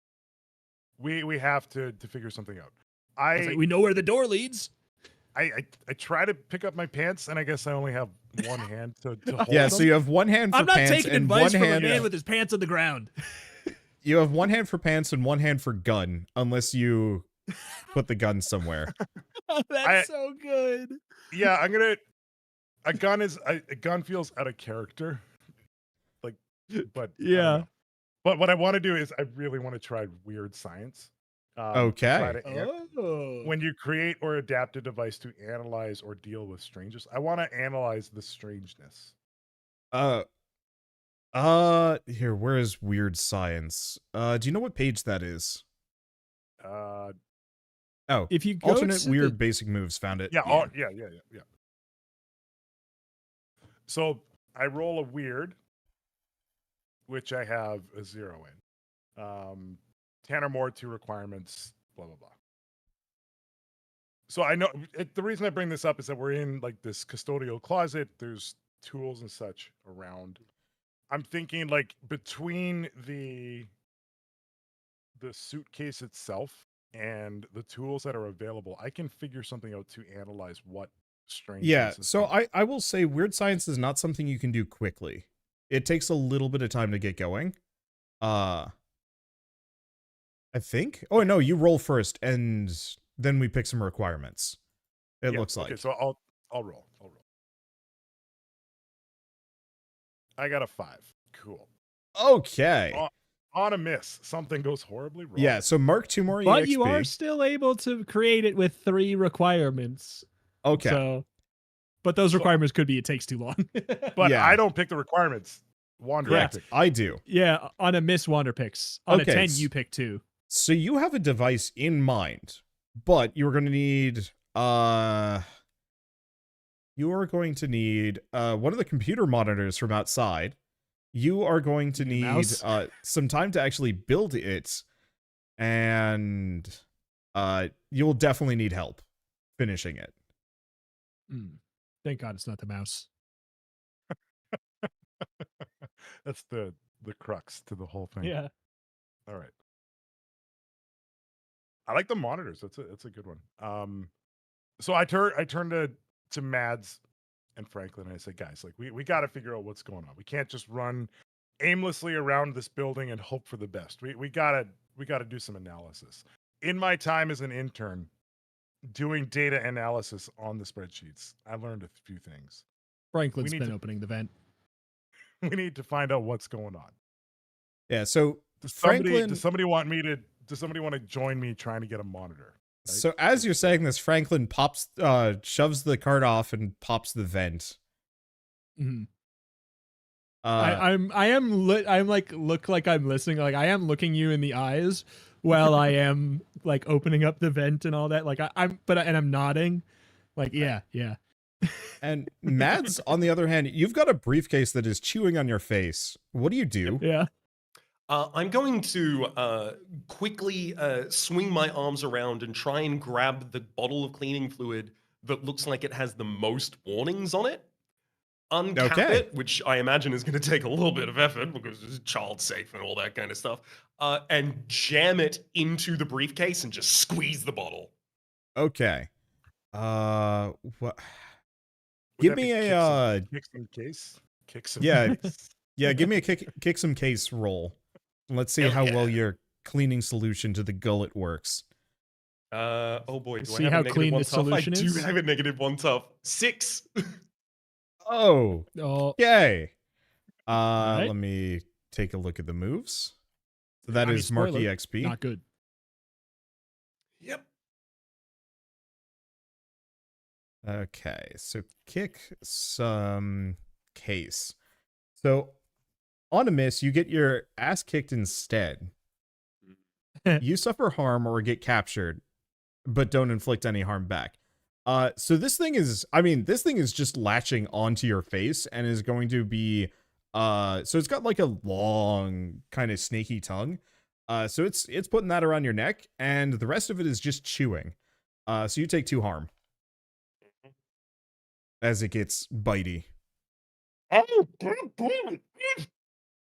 Okay. So, Franklin sighs and starts coming out of the vent back into the room. yeah, so Artie, your speech does not land at all. It seems like everybody else has other tasks they're focused on. All right. So I'm gonna go help Mads, and I think I'll do that using what could go wrong. Whenever you charge into immediate danger without hedging your bets, hold 2. You may spend your hold to. I don't know if it's applicable, So, but it feels like it is. I don't think so in this case. The fight's already going. I feel think like it's that's when you're going from Oh, 0 to 100. Like Oh, okay. if you initiated the conflict, you would Yeah. get it then.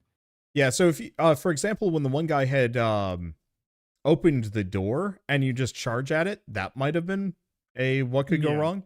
But what could go wrong is already going wrong. Yeah, Uh, it's gone wrong. Fair enough. Yeah. Okay. Fair What has gone wrong? Yeah. Lots. So you have 3 options in a fight. So this is where was it? Fights. Fights is page 121 if you want to go down to it. So you have options of kicking some case, protecting someone, or helping another hunter. Now, the one thing I will say is there is a guy that is probably going to attack you. I've been trying to find the rules for what happens when you ignore a threat in combat, and I can't find it because I don't necessarily attack on I my think own. I don't roll you've- anything. Well, you can force us to roll kick some case. Yeah, Is basically so how it goes. You actu- force the interaction is what Okay. it is. Okay, so that works. So in that case, I'm actually going to say, Arnie, you really don't have much of a choice in this, because the guy who is at the door is going for you, and you don't have much of a choice to do anything else at the moment. So you're going to have to roll to kick some corporate. Oh, that's a good one. Love it. So I got a 4. Oh, Okay. no. well, my thing that I was gonna say is irrelevant. Okay. So because I know this is currently formatted as turns, but I know that like help out, for example, has to be done while other roll is happening, and I think that protect someone is supposed to be used alongside them taking harm as well. I could be wrong. yeah, let me look at protect someone, because it's a little bit too late for help out.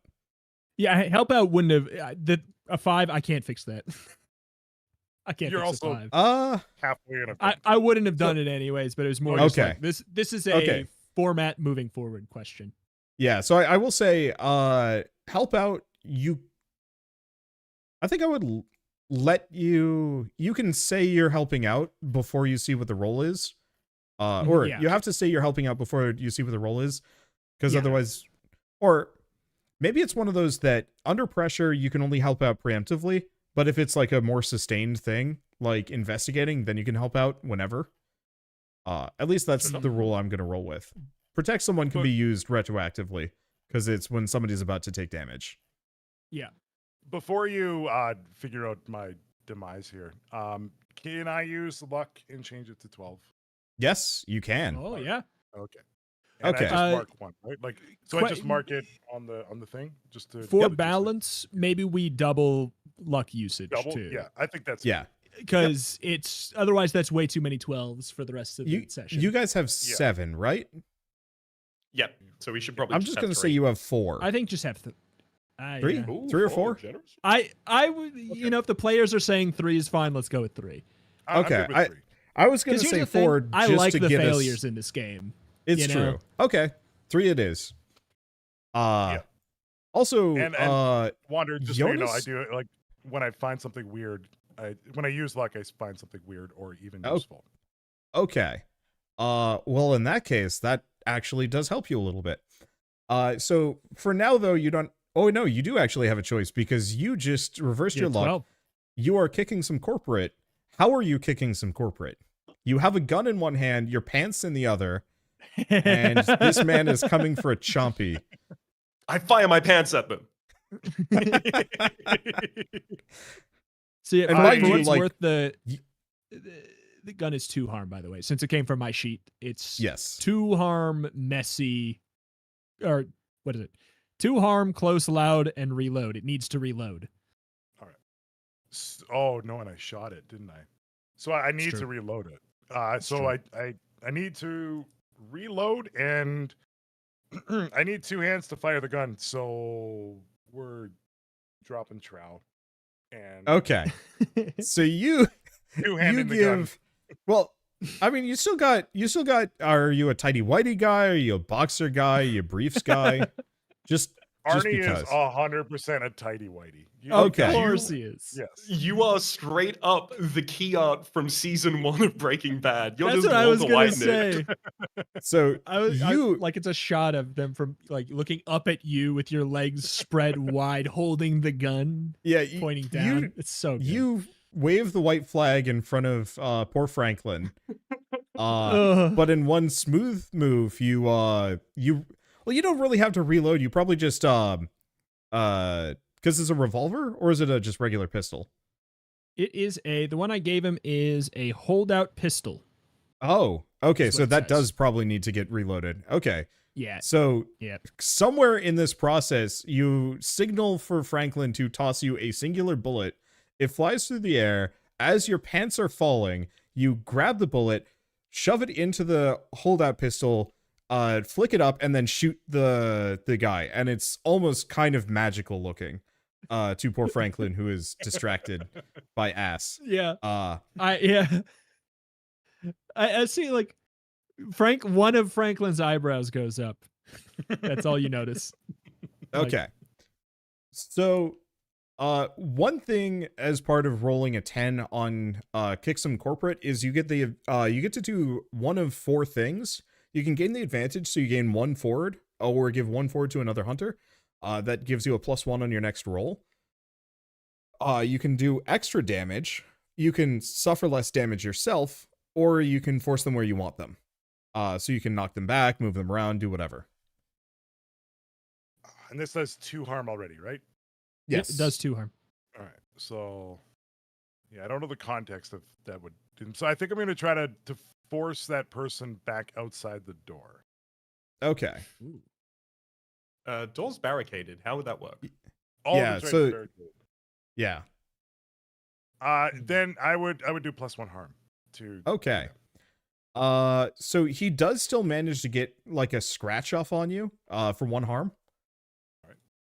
But you just obliterate the guy. Because that's 3 harm, and he is not durable. I would say he folds like a cheap suit.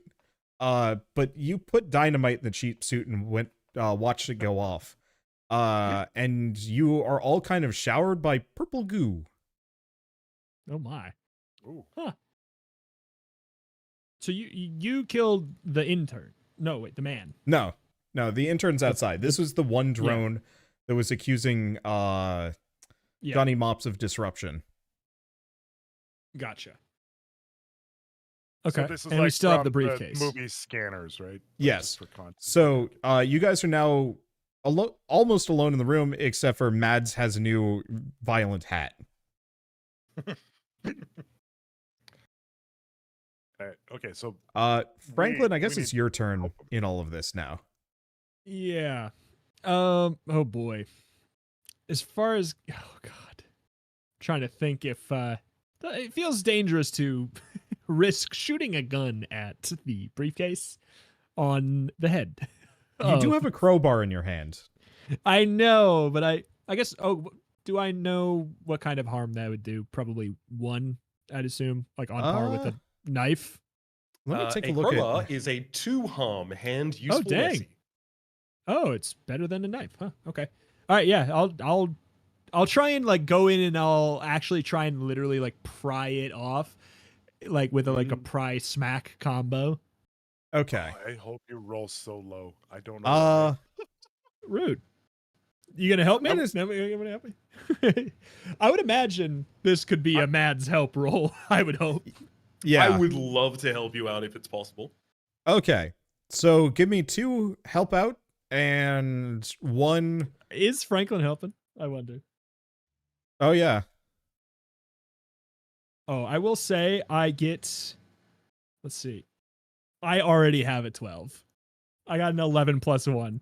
Okay. Don't even bother. You also So- get another +1 as I roll a 7 for my helping you. I get a 13, which I don't know if we go with I don't think we go with the other rules where you get to use the advanced version if you go over 12, but I am going to not. I'm good with. Let's see, what is this? What is the advanced version for this? Because I don't see. You can, I don't actually have that. It's basically just. I'll give it to you here. Okay. You hold the advantage. All hunters involved get +1 on their next roll, or you suffer no harm back. Your attack does double damage, or your attack drives them away in a rout. So I feel like. So I was going to With- say any damage that you would take here is actually just Mads taking the damage because it is only in a position to harm him. Yeah, I would say. And this does count as an attack. Oh Yeah. God. I think that I would try and double the damage. I think I would try and like it'd be nice to get this off without a hitch, but I think it'd be even better if we could try and guarantee the threat is completely neutralized. I think it's just like Okay. Franklin's really thinking about that vent, and he's like, all right, I'll get this thing off if it'll get you guys off my back. And so I try and pry smack for 4 harm. Mm-hmm. Okay. I love it.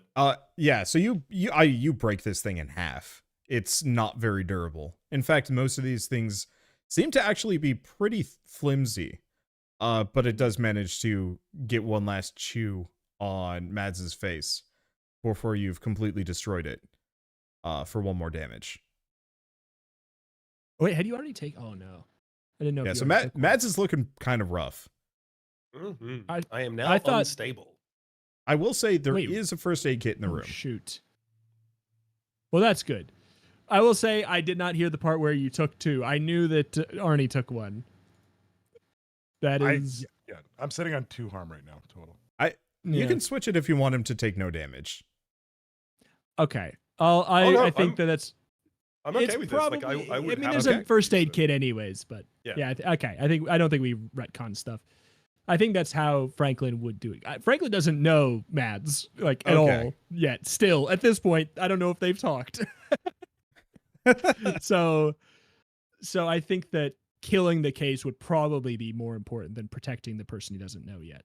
Okay, so yeah, you And just, there's a first aid kit, so yeah.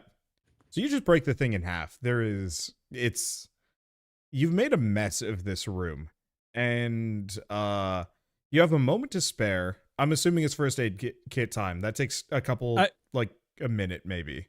I say Franklin grabs the first aid kit and throws it at Mads. Yeah. Mads is going to catch it, and if the vent is open, jump in. Okay. So you hop in the vent, and it takes you into kind of a small little service corridor. It's very thin, it's kind of claustrophobic, and it's quite dark. There's like a very, very pale yellow light from some kind of runner lights going along the top. And it looks noticeably older than the already outmoded looking building. If possible, I would like to round a corner, if there is one, and huddle down to start providing first aid to myself. So it seems to kind of just go a long direction, in both directions a long way. Sorry. The one thing you notice is that there is a kind of weird, loud. It's not a roar. It sounds like wind going through a lot of paper all at once. And that's coming from ahead of you, and then behind you is quiet.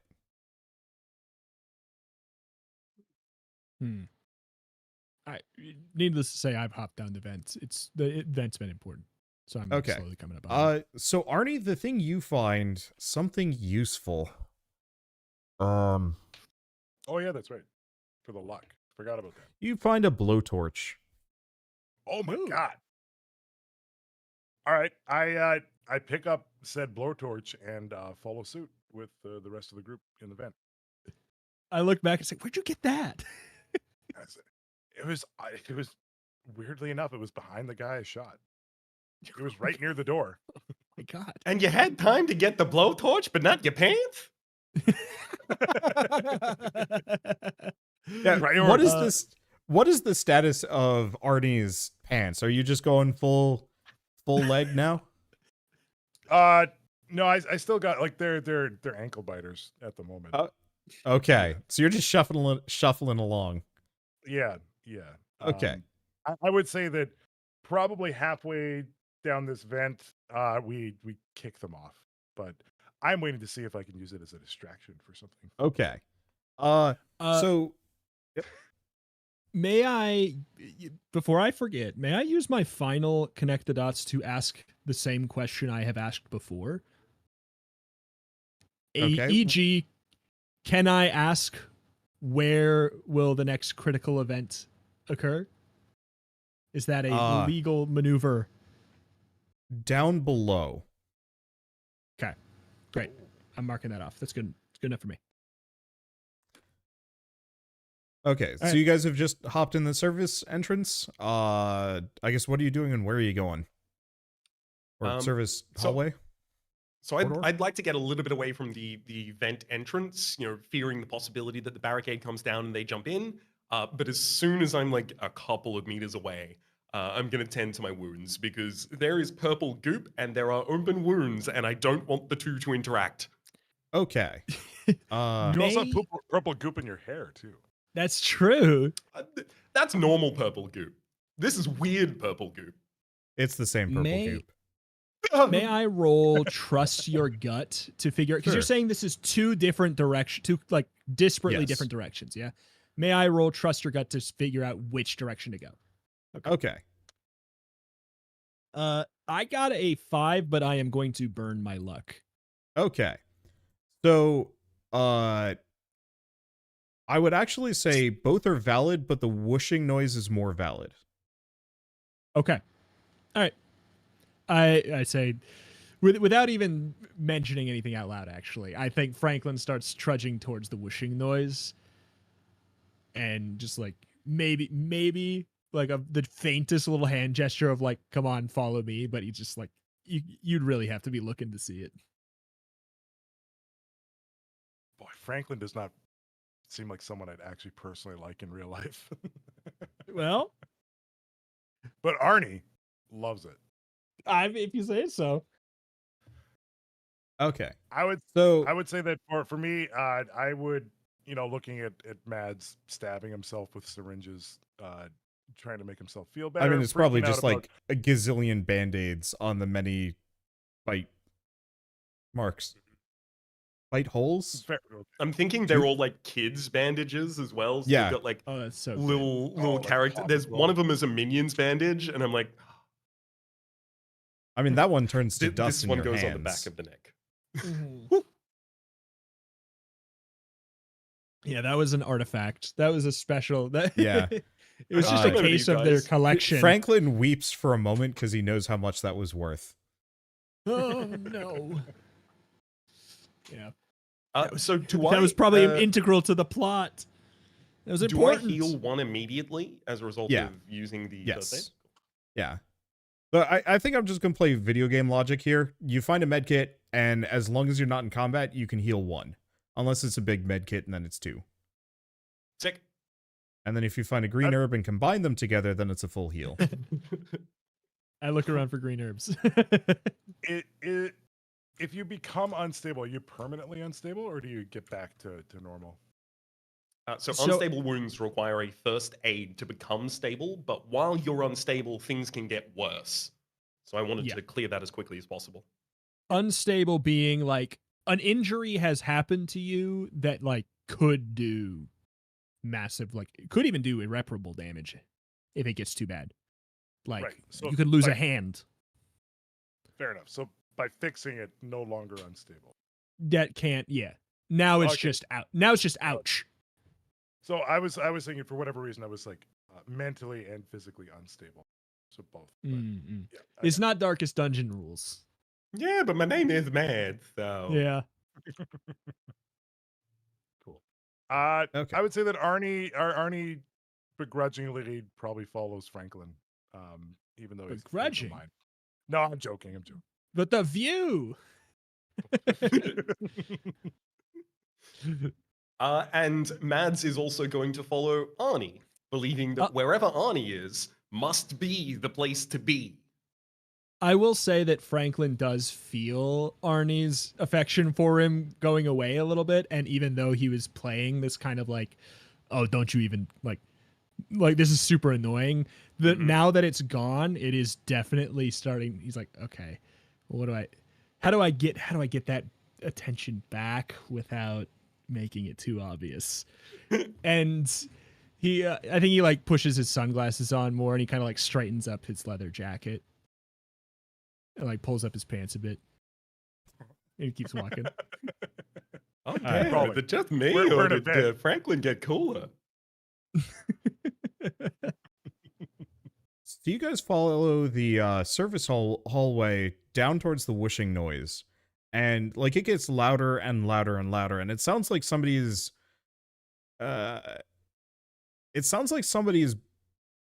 like 1,000 newspapers in a room, and then is just like, it was also a wind tunnel. Mm-hmm.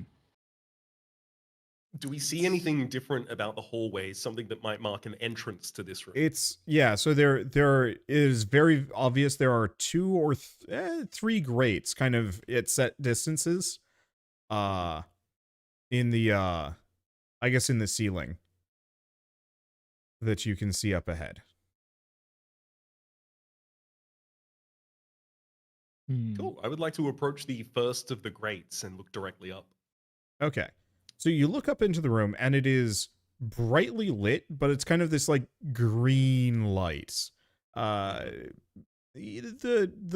cubicle ocean that you went earlier was kind of extremely unnatural feeling. But this is eerie. Your character has some experience with magic at least, yeah? Yes, the magic at our carnival is not all fake. Okay, so this is real magic. You can definitely tell. You just can't tell from what. Or you can't tell what it is from here. Okay. Raps, while you juggle whatever you're gonna do, it's just gonna be 20 seconds. I'll be right back. Yeah. All right. Alright. So Franklin or I guess Mads, what are you gonna do? Are you gonna like try and climb up, or I kind of want to get a bit more of a read and try and figure out if I can deduce what the magic is accomplishing. okay? Is that I don't know if there's a traditional role for that. There is use magic, which would probably be the closest. cast an actual thing? Yeah, I do find some of the like light investigate. Well, I guess it would be an investigate a mystery. But I will say Happy to do like that my as well. answers are going to be very limited from this angle. I feel like we basically need to like homebrew a couple questions for the investigative mystery list. Feels like it would solve a lot. Yeah. Possibly. I'll instead ask, Franklin, could you give me a little bit of a both? I want to just see if I could see, anything more in this room, maybe a little bit of the terrain, if there's anyone in there who's gonna eat my face again. I mean, usually I'm the guy who would get the boost, but and then it's sure, and then he helps you out. Are you doing some kind of a roll for it? Is this an actual help out roll? From nearer to the grate, I would like to try and like inspect the room as much as is possible. You're going and to I'm happy investigate a use- mystery, and Yeah, I I'm help happy to out. use investigate Okay, a mystery or read a bad situation. Okay. I get a help out is a plus cool. Oh boy, it's a 10 minus 1, so it's a 9 again. If Okay. only Franklin just had like a little bit more cool, he'd be.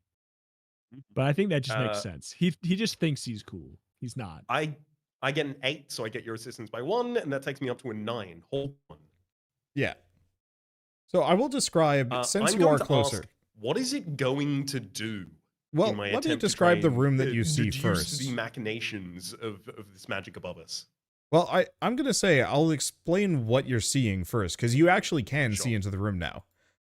So as you kind of peek your head up, you're still not like out of the grate, but you're at least able to kind of see into the room.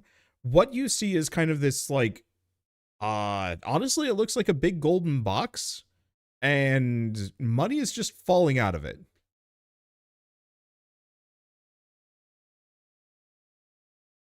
Huh. I picked a good time to come back. And it's like a lot of money. Falling out of what? I'm sorry? A big golden box. Roughly the size of like, it's smaller than a shipping crate. I'm trying to think of a good example of like how big it would be. Like a school bus? No. No, it's it's not that big. It's bigger than you are. By like a couple of feet. It's not too huge. Maybe the size of a closet. That is just like upending money. So like a bank safe then. It's smaller than a bank safe, but yeah, Okay. kind of in that general vein. In that. Okay, got it.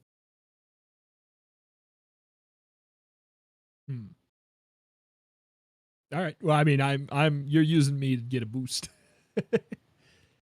So, what is your question, Mads? Perhaps his internet died. Oh. Oh no. Uh-oh. Uh-oh. Or uh-oh. Oh. Oh no. Oh no. That's bad timing. It is. Should we NPC it? Let's. Give it a God. sec. Yeah. All right, let's give him like 2 minutes, and then honestly, what we do is just type out questions. For Raps. Oh God, yeah, that sounds Yeah. awful. It's tricky. I mean, I could very quickly remove him from the adventure, but But Mads dies. The wound was worse than it seemed. Mads dies. I'll tell you what, I'm gonna use the restroom really quick. yeah, while we sure. Give Raps a minute and see what we can figure out. I'm just gonna put us back in corporate hell intermission style. This is a great, by the way. Yeah. I love that it's like corporate and it's hell. It's bringing me so much joy for my day-to-day life.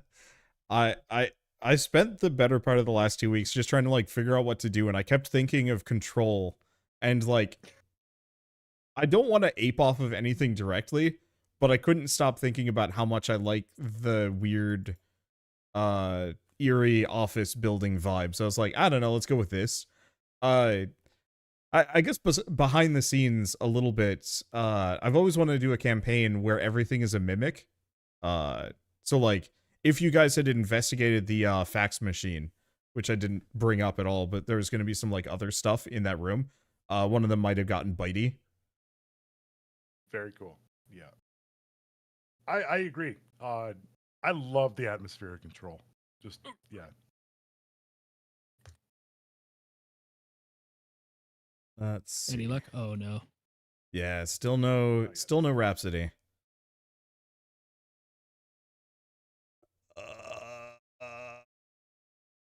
Okay. So, you know what?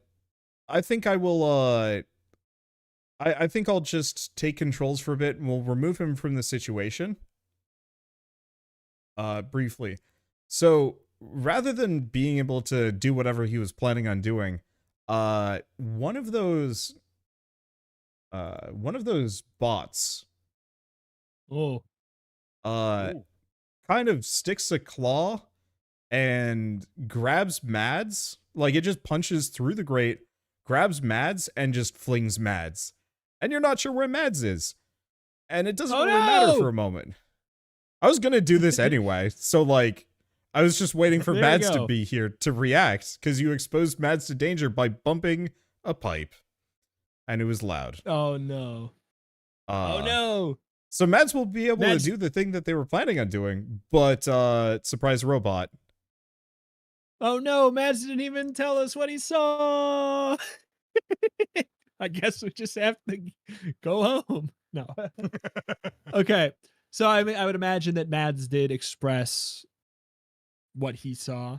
Yeah. So Mads was imagine like for mid-description talking, like, you guys were quibbling specifically over the size of the golden Yes. box when the claw comes down, grabs Mads, and flings Mads. Ow, punched my table. Oh. Okay.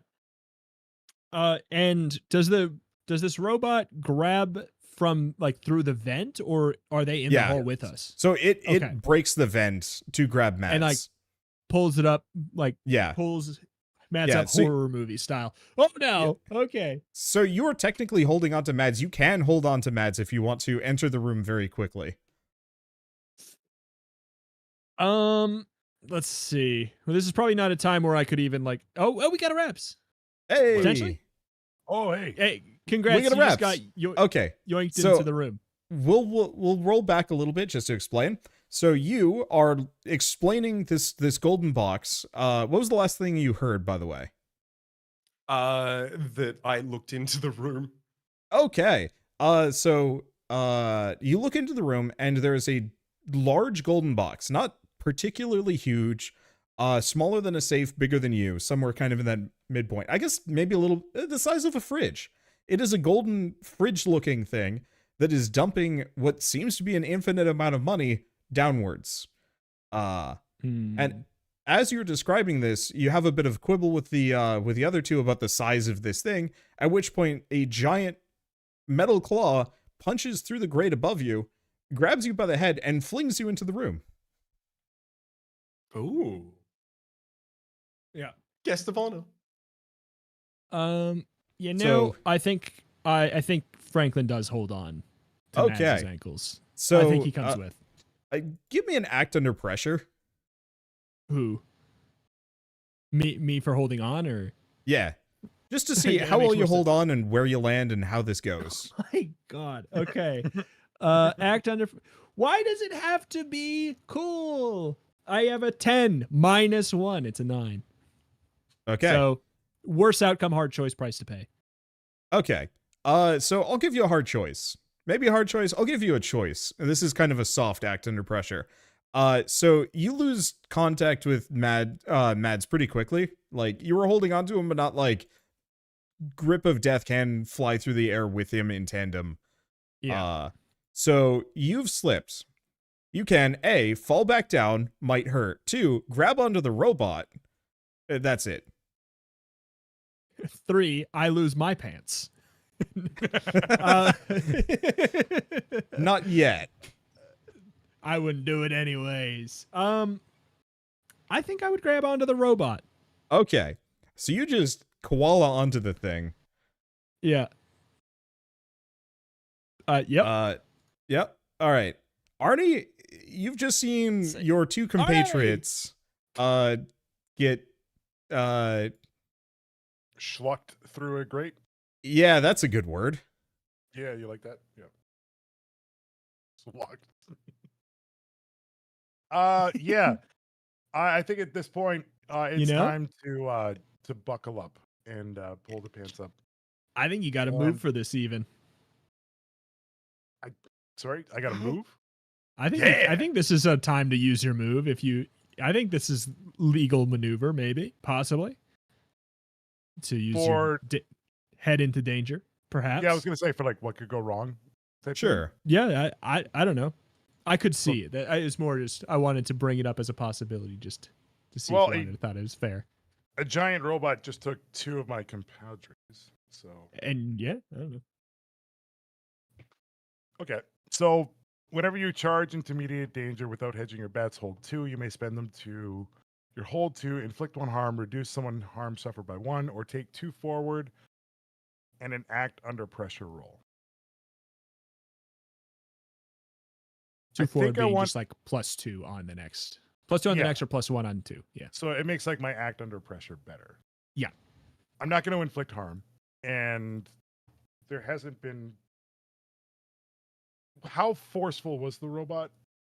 Like, is there going to be harm? I guess. Would I think there is? They haven't been hurt yet. Okay. So But- really, it's yeah. It does have giant crab claws, so this thing can hurt, yes. All right. So I think I will do the take 2 +2 forward and act under pressure, and I'm going to try to grab onto Franklin's ankles as Okay. if I can. I assume Give me I an act can, under right? pressure, I guess. Yeah. We're just man chaining the way up. Is there a way I can help this somehow? Probably not. Not from where So you it's are, I don't plus- think. 2, 6. Just- It's a 6. 5 actually, because it's a cool roll. Yeah, cool. It's a 5. So did you Shoot, I roll wish- a Why four? not? I had That's- rolled a 4, a 3, and a 1, A 3 to 1, and then you get the +2, and then a minus, or what? and then a -1. Cool. Yeah. Yeah. Okay. Great. Awesome. Oh, That was know- cool once. Man catapult. I'm I trying mean- to think. On a miss, things go to hell. How would that go to hell? Because like my first instinct is you just cop That's a a feel lot as of it goes momentum. by. You know, it's You gonna. know sound what? so You know, stupid. I know what you do. You steal Oh. Franklin's pants as he's going by. Hey, I didn't fail the roll.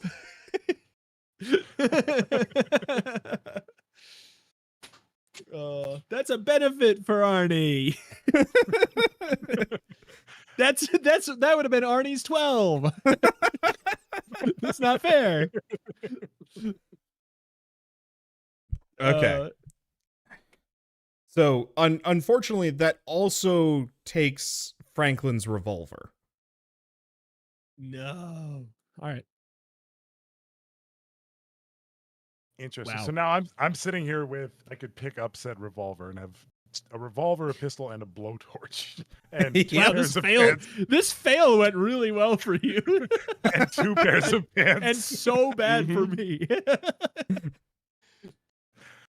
Okay. All right. Well, I mean, I am gonna pick up the gun, I guess, and Okay. put it. So you're now That's fine. You know what? dual wielding.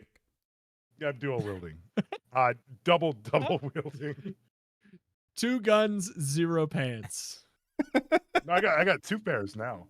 Oh, that's true. You just 2 guns, 2 pants. They're just not neither fully on. If you're dual wielding, you're not keeping those pants up. Okay. Mads, what do you do? Because you are so despite everything, you actually land kind of softly on a giant pile of money. The one note is the money is draining somewhere and you don't know where it's going. Mm-hmm.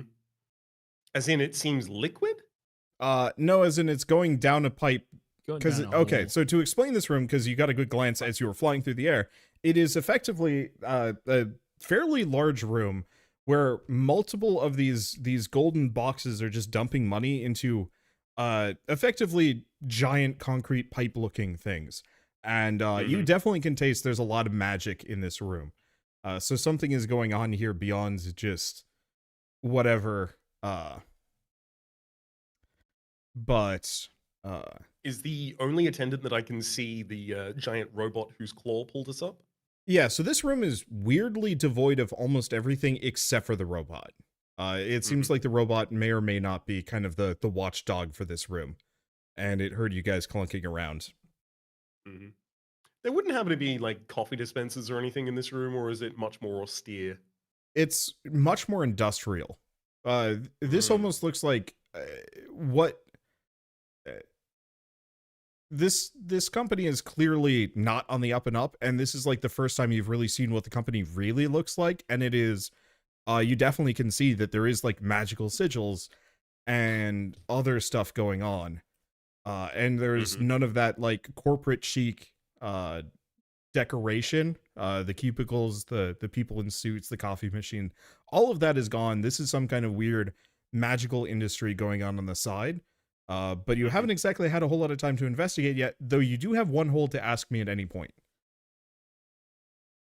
Okay. Cool. Well, I mean, I have to imagine the robot is still bearing down on me, so I'm acting. No, under so duress the and the pressure. robot is actually kind of flailing, because somebody is covering its optical sensor with themselves. So it's still near the grate. Okay, cool. I mean, if the robot's kind of flailing, is it possible that it's near one of these money pit sucky holes? The quicksand of money? I would say it's about 10 feet from the one you're in. 10 feet from the one I'm in. Cool. I would like to start off by trying to escape the suction of the ground here. Probably good choice. Will I have to act under pressure, or is that just like Yeah. get up and walk? Yeah, I mean, you're swimming through money. It's not like that's normal. You're not Scrooge McDuck. Oh, baby. And acting under pressure, I believe, is a cool. That's a 12. Okay, so you, I mean, Cool. you get the distinct feeling you got a McDuck in your line. So you get out of that like almost no time flat. Mm-hmm. I suspect, however, this robot probably doesn't have McDuck heritage throwing through his veins. So, No. in anticipation of this, I'm going to try and body check this guy into one of the pits. Okay, you are between it and the pit, so you're gonna have to suplex it or something. Ooh, I'm not exceptionally try strong. and Suplex is not a good move. Can I try and like help steer it? If I'm on its front and optical sensors, is there something I can do to Yeah, try and steer it so- towards the pit? I guess to get back to you, so this thing is gonna start trying to club you off of its face. But in doing so, it has tiny little legs, so it's not exactly the most balanced thing. So you can kind of monkey around no. on top of it to tilt it in a direction. Okay. Is that like an act under pressure? Yeah. Oh boy. If I ever fail some rolls and level up, I'm gonna put 1 point in cool. That's a 12. So it's an 11. I can't even have my moment. It's a 12. So Okay. 11 is a 10 plus. Okay. I get So I get to do what I want is what it says. Yeah. So you more or less so are you just kind of leaning in the direction while trying to dodge its blows?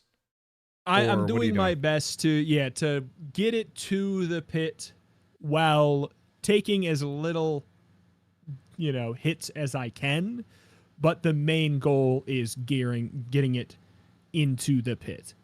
So I'll say you rolled well enough that you probably only just get like a 1 harm blow. That seems fair. That seems more than fair. It clips you on one of your newly bare legs, leaving kind of a nasty God, scratch, but that's about it. And you are very much managing to steer this robot to the pit where Mads is waiting to. Well, I guess Mads has probably hopped out and is going to try and body check the thing. Yeah, exactly. Yeah, I'd like 1-2 to punch. run behind it and just try and shoulder charge. Okay, so that's a kick some shiny metal can. Mm-hmm. Should I I'm also? going to use my first point of luck. Okay, Is there something I should do to like get off of it in time? Should I roll another? Honestly, I'm just assuming you're just kind of on the thing surfing it or something. With a roll that I'm good. kind of like I'm imagining on the top of it, and I'm like the cartoon. I'm like got my hands on its what would be eyes, even though those probably aren't the eyes. And I'm like, full cartoon. Yep. Digital eyebrows are just angry. Yeah. That's all you see. Yeah, even though the camera for the sensor's somewhere else, like even though I'm covering up the screen, it's like, oh no, oh man. It might even be saying that. You're not sure. It could actually be you, but somebody is going, oh no, oh man. It could even be Mads. You don't know. So Mads, roll a kick some can. So I did, and I you got did a luck. result that I didn't like, so I did luck instead. Yes. So Okay. I'll be using my 12. Okay, so your 12 is, I'm assuming, to push it where you want it. Yep. I'm gonna see if I can topple him into the pit. Okay, so I will say you do take 1 harm from just shoulder checking a giant metal object. Mhm. So you're back in Ouchtown. But yeah, you the two of you more or less just send the thing teetering over into the money pit. And no, it does not have McDuck in its genealogy. And so Franklin, you just managed to hop off. It's not even that hard. You just kind of roll up its back and then just hop off as it goes in. And you just watch the thing just get buried in money. And there's kind of this like weird, I'm going to say like kind of like a weird whoop noise as it goes.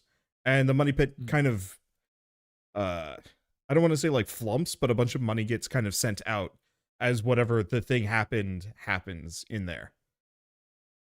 And you were alone in the room. So, I will say, Franklin's gut told him to something. The next important thing is down, is what Franklin got. His hunch. You know what's down is Arnie in the other room. Yeah. So Arnie, you've heard some noises, and oh my god, I thought you got flung in. No. He removed pants. So Arnie, my god, Arnie the double pants man, what are you doing down there? Because you don't see or hear any of this. Yeah, I'm yelling through the grate, trying to get people through it. And I know that it's a significant height, so I am fashioning a rope or out tether of pants. out of pants. A pantsing hook. So I'm taking both pants and tying them together, and I'm gonna toss that into the grate. I'll say Franklin does come to help. With some sort of weight. So I'm attaching the water. I think I still got. No, I got the mouse. I got the rollerball mouse. No, not that. Okay, the blowtorch. No. No, you use the mouse. I just want Franklin to not like it. I like it. Okay. Franklin doesn't. So yeah, I'm gonna toss that up. Yeah, I don't know what action or if that's an action. No, it's not really much. That's not under pressure or anything. So you fashion the world's weirdest grappling hook out of pants and a mouse, and toss it up, and it has enough length to reach.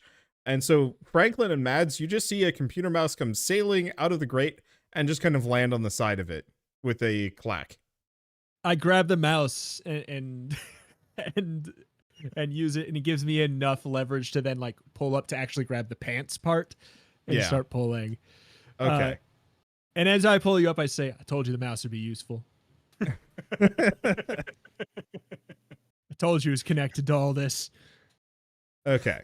Love it. So you guys and your pants are in the weird money room. What do you do? I mean, we don't have to put pants back on. While you guys decide, Franklin does start to untie the pants rope and tries to get him back on. Okay.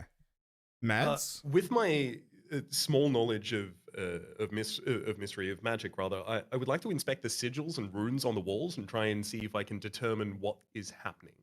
It's some pretty hard necromancy. It doesn't even take much. There's skulls everywhere. What could that Ooh. mean? Can I? Well, I mean, can we inspect the room? Like, is there Yeah, anything we so- haven't noticed in the room? Basically, It is not nearly as large as the cubicle ocean that you were in earlier, but it is a fairly sizable kind of industrial foundry type room, except for instead of pouring molten metal, it's pouring money. And it's as far as you can tell, just totally normal currency. Yeah, you guys wouldn't be able to inspect dollars for authenticity, so we're not even going to bring up that. I don't even know if they're authentic or not. But there is, just 6, maybe 9. I'm not entirely sure. It's kind of this weird thing, and you're not really sure why it exists here or what it's doing, but it is just dumping money from golden fridges into giant pipes. yeah. Do So- we hear anything coming from down where the money's being poured, other than the money? There's being kind poured? of like a low-key hum this whole time. Okay. But beyond that, there's no like weird horror monsters or anything like that. So, Go ahead, Jonas. yeah, it's all good.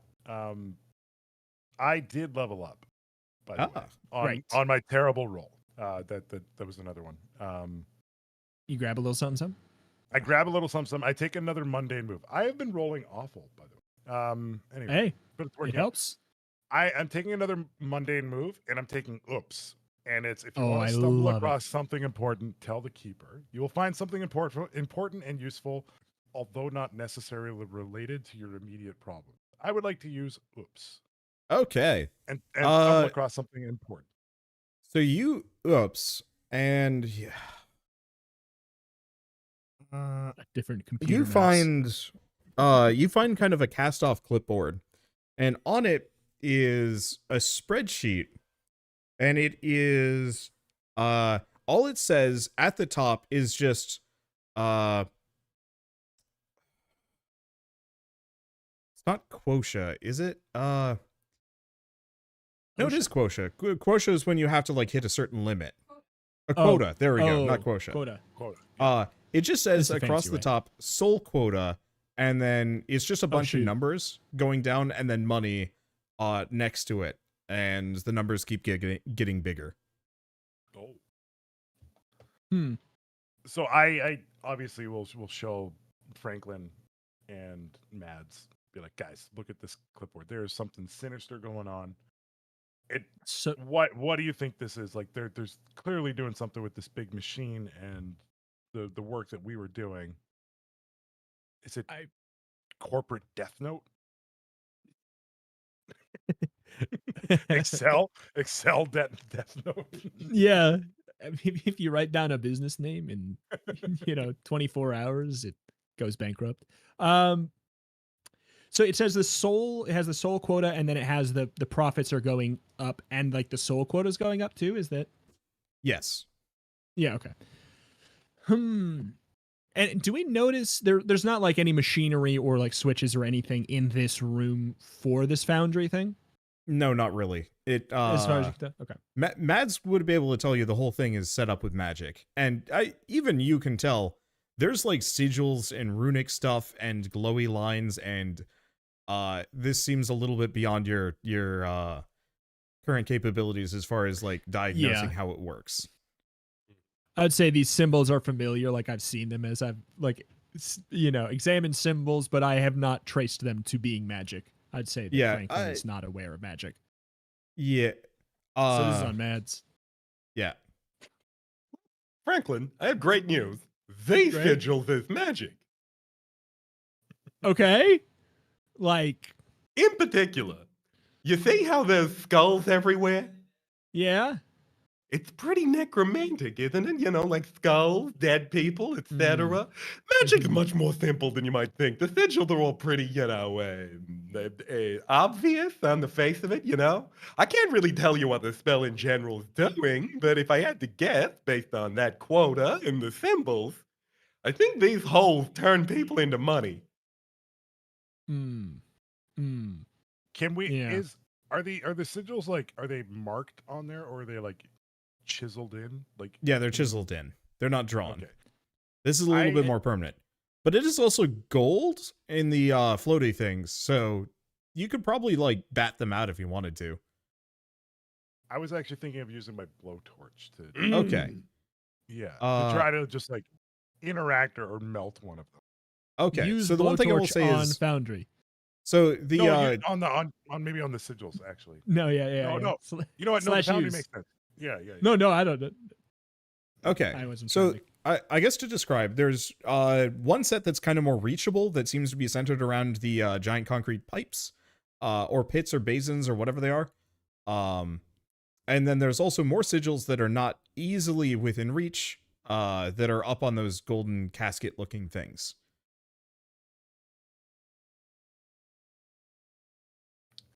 I think I would go for the ones that I can reach. Okay. Given how our shoulder pyramid went before, it's probably a good thing. I would like to use the blowtorch on sigils that I can reach. Let me just leave Okay. Yeah.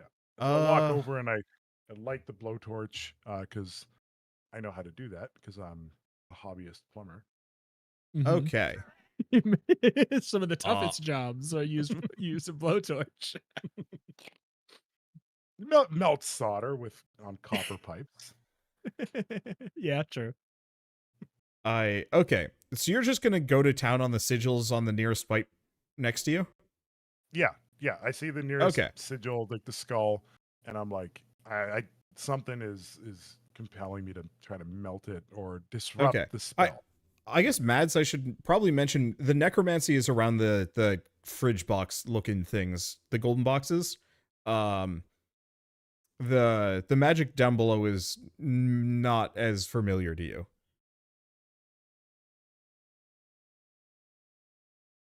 Okay, so Arnie just starts going to town, and you can tell like almost immediately that whatever you're doing is causing some problems. The money pit is just starting to like spark and then probably burn, because like whatever you're doing is breaking it bad. And so like depending on when you stop, I'm assuming you're just going until whatever. You manage to eventually. I see that happening, and I keep going. Yeah, absolutely. Okay. So tell me when you want me to stop, and I'll try and just describe as it goes. So you just keep cutting away, and so the money's starting to burn. And for the most part, it's not really a threat to you guys, but there is definitely a small currency fire in the center of the one nearest to you. And then I guess as you go a little bit further, it almost starts to kind of reverse for a little while, so it's actually gouting more money, and then it's starting to get a little dicey, because wherever some of that money was is starting to come back up. And let's see. I guess after a little while more of that, it spits out half the mech. Yeah, and that seems like a good time to stop. So you stop. So it's raining money out of both ends. And so let's use the robot. I think the robot's actually still going. It is missing an arm and like probably its lower legs, but it can still kind of claw and move around. And it is kind of nearish the grate. And it is kind of making this like zappy whirring noise, and might or might not be where the fire was coming from. Because all the money near it is catching on fire. Mm. The room is slowly filling with money. Even after the blowtorch has stopped? It's still blowing upwards out of the one that he was disabling. Like whatever he's done, it's stuck in reverse now. Oh no. I was going to say that was a mistake. Franklin starts like sweating and then sees that interacting with the sigils does something, grabs his gun and shoots the far ones with his gun. Okay. Give me a blind act under pressure. Blind act under pressure. That is I swear. That is a 10 minus 1. I'm questioning. You know what? It's 7 o'clock. I'm using my luck. Okay. Hell yeah. So you having paid attention to where things changed and when, you shoot bullseye every other target on whatever the kind of important sigil was on those, and the room gets quiet after 5 shots ring out, and the room gets mostly quiet. The one next to you is still going because you didn't shoot those, but the money is no longer draining from those rooms or from those pipes, so it is still filling up, but it's not like blowing outwards like the one next to you. Okay. And were those the ones that the sigils on the wall next to us interacted with, as far as we could tell? Yeah, so the lower half of the room has gotten kind of dim. Like, you shut it off. You just don't know how or why or what. The one thing I will say is, you hear a noise. Like, kind of a loud, angry, like, thrumming from below. So you've done something. I mean, we got to investigate, right? I mean, I think that we maybe turned off somebody's dinner. Perhaps. Or we're going to be dinner. Oh, now you're in a horror movie. I think we have to investigate the sound from the hole. Yes, absolutely. Okay, from the money hole. Yeah. Okay. So slash the hole. Yeah. So wait, are you going to try and climb into one of the pits or Well, I think we want to see what's going on with the hole slash if we can tell what's going on down the hole, that's a bonus. I think we use our newly found human ladder technique, and between the three of us, Mads and Two Franklin, Pants. And if you need my pair of pants, you're more than welcome. We turn around and Mads' pants have already been taken off. I think.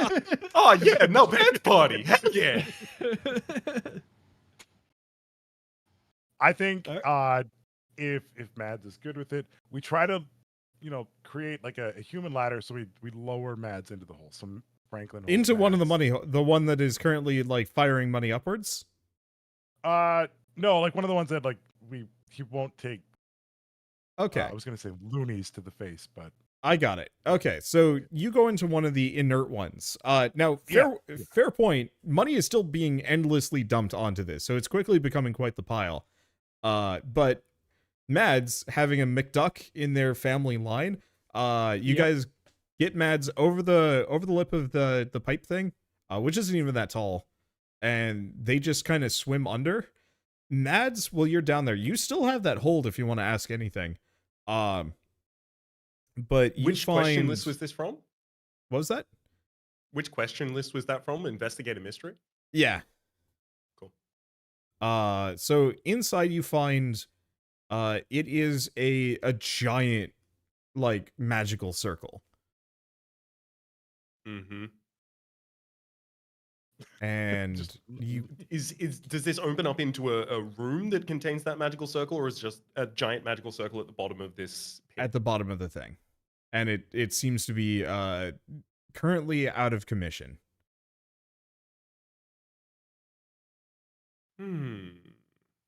How far down is it? Maybe like 10, 15 feet. Like, it goes deeper than the actual thing. Okay. If possible, I would like to deploy my investigator mystery to ask, what was it going to do? So, despite the fact that you don't exactly know what the magic itself does, you do notice that it has some like infernal symbolism. Your best guess is that this money was going to somewhere else entirely, and you've just cut off the money flow. I'm going to clamber and swim my way back up to the surface to recount what I've heard. Oh, okay. Yo, what'd And, you like- find? Yeah, so you tell us. Can I throw a proposal out? Yeah. Can we like lock arms and jump into this potential portal? Oh my god. There's I only mean- one active and is on reverse. Yeah. I'm just going to go out and say we could probably just stop the money from teleporting to Hell Dimension rather than go there. That sounds good to me. All right, I- fine. Democracy wins. Whoa! All right. So I guess we try and use the sigils to turn off the ones that are still going. Yeah. Okay. Yeah. So, now knowing what to shoot for, it's actually pretty quick to disable the last one. The one thing to note is that the money is still flowing into the room, so it's actually getting kind of hard to move through it. But you wade your way over to where you remember the last of the sigils was and disable it with the blowtorch. And now the room is just like knee deep in money. Okay. I mean, I would imagine we try and make our way to the. I'd try to make my way to the door that we know existed, but with a vent. door I or the guess. grate? Oh shoot! Yeah. Are there any doors? I mean, There is a door. door at on the other end of the room. There's a staircase going up to like a landing, and then there is a door. I think we probably. Oh god, do we go for that? Maybe, gang. I think we have to. Yeah. We're Yeah, not going I'm gonna down. take not it down out of the vent. tunnel. Yeah. Yeah, I mean, if the vent's open, money should be theoretically going down there too. Anyways, so. All right, we make our way for the staircase and the door. Okay. So as you're doing this, you do actually you hear a noise behind you as a handful of the drones kind of come crawling out of the smoldering money pile where the vent was. Oh, good choice. And they're We did like it. slogging their way towards you with a little bit more haste than you're used to. And they're like full on teethy, mouthy, horrible looking. But you guys go up the stairs, up the landing and out the door. Where do we find Into ourselves? so you find yourself in kind of like the service hallway. It is a very rundown kind of old thing. It hasn't been dolled up at all. Nobody has paid any attention to like maintenance beyond just keeping it functional, and like it very much is just this industrial hallway. More or less across it goes like a long way in both directions, and then across from you is a door for a staircase that leads upwards.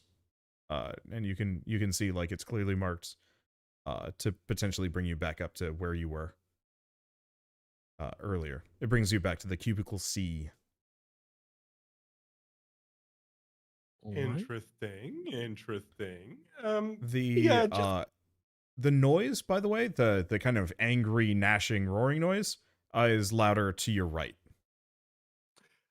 Just a quick question. Either of you fools want to beat a quick retreat out of here? Like, is that your deepest desire? Either of you? I will say Franklin has a deep curiosity about what the thing yelling is. But Okay, Franklin's out. as Arnie? yep. But I think say- we head out. I am curious. I am. How close? Sorry if I missed it. How close is the rumbling? Is it like an immediate danger? No. But it sounds like there is something that direction that is very angry at whatever you did. I You mean, guys, you I- don't want to I- check it out, right? I ain't gonna stop you. Now, Franklin as a like someone who wants to see how this all like everything pieces together, I think he'd be unsatisfied going home, not knowing. okay. Yeah, That's a fair point. Yeah, I kind of wish I put "Don't worry, I'll check it out" as my other mundane skill. Well, I mean, I think the charge into danger definitely would apply for yelling, running into a grumbling, yelling monster. So at least you got. Yeah, it's true. I don't know. But yeah, no. So Franklin's going up the stairwell. Or no, so Mads is. Franklin, you're just standing there in between us two. Yeah, I'm definitely going. Yeah. I gotta find out what this. Yeah, this sound is. I think Okay. Franklin, you're doing what Franklin wishes he felt confident enough to do. Look, you don't become a hobbyist plumber without having some sort of chutzpah. So, I'd say Arnie- this is the most Franklin has been like, okay, I might like this guy. Like, as you charge headlong. yeah, so Arnie, with a blowtorch in one hand and a holdout pistol in the other, just goes running down the hallway. Still pantsless, but at this point, everybody's beyond caring. Yeah, Franklin starts chasing after him, and at this point, his pants were back on. But as he starts chasing, he unbuttons, unzips, and just starts pulling his pants off to chase. Godspeed, Arnie. Godspeed. Aerodynamics. Mats, what are you doing? At this point, I think I'm still just following Franklin. Okay. As, I have failed to make a deal with anyone. Okay. So you guys just go charging down the hallway, and like apart from the clearly angry whatever it is, it's actually kind of quiet down here. There's not much. There is clearly signs that a lot of people have been by. And even more than that, you start to notice like clothing and cast off stuff. And just kind of piles of it, and there's like side rooms that you're going by that are dark. That seem to just have a lot of stuff in them for some reason.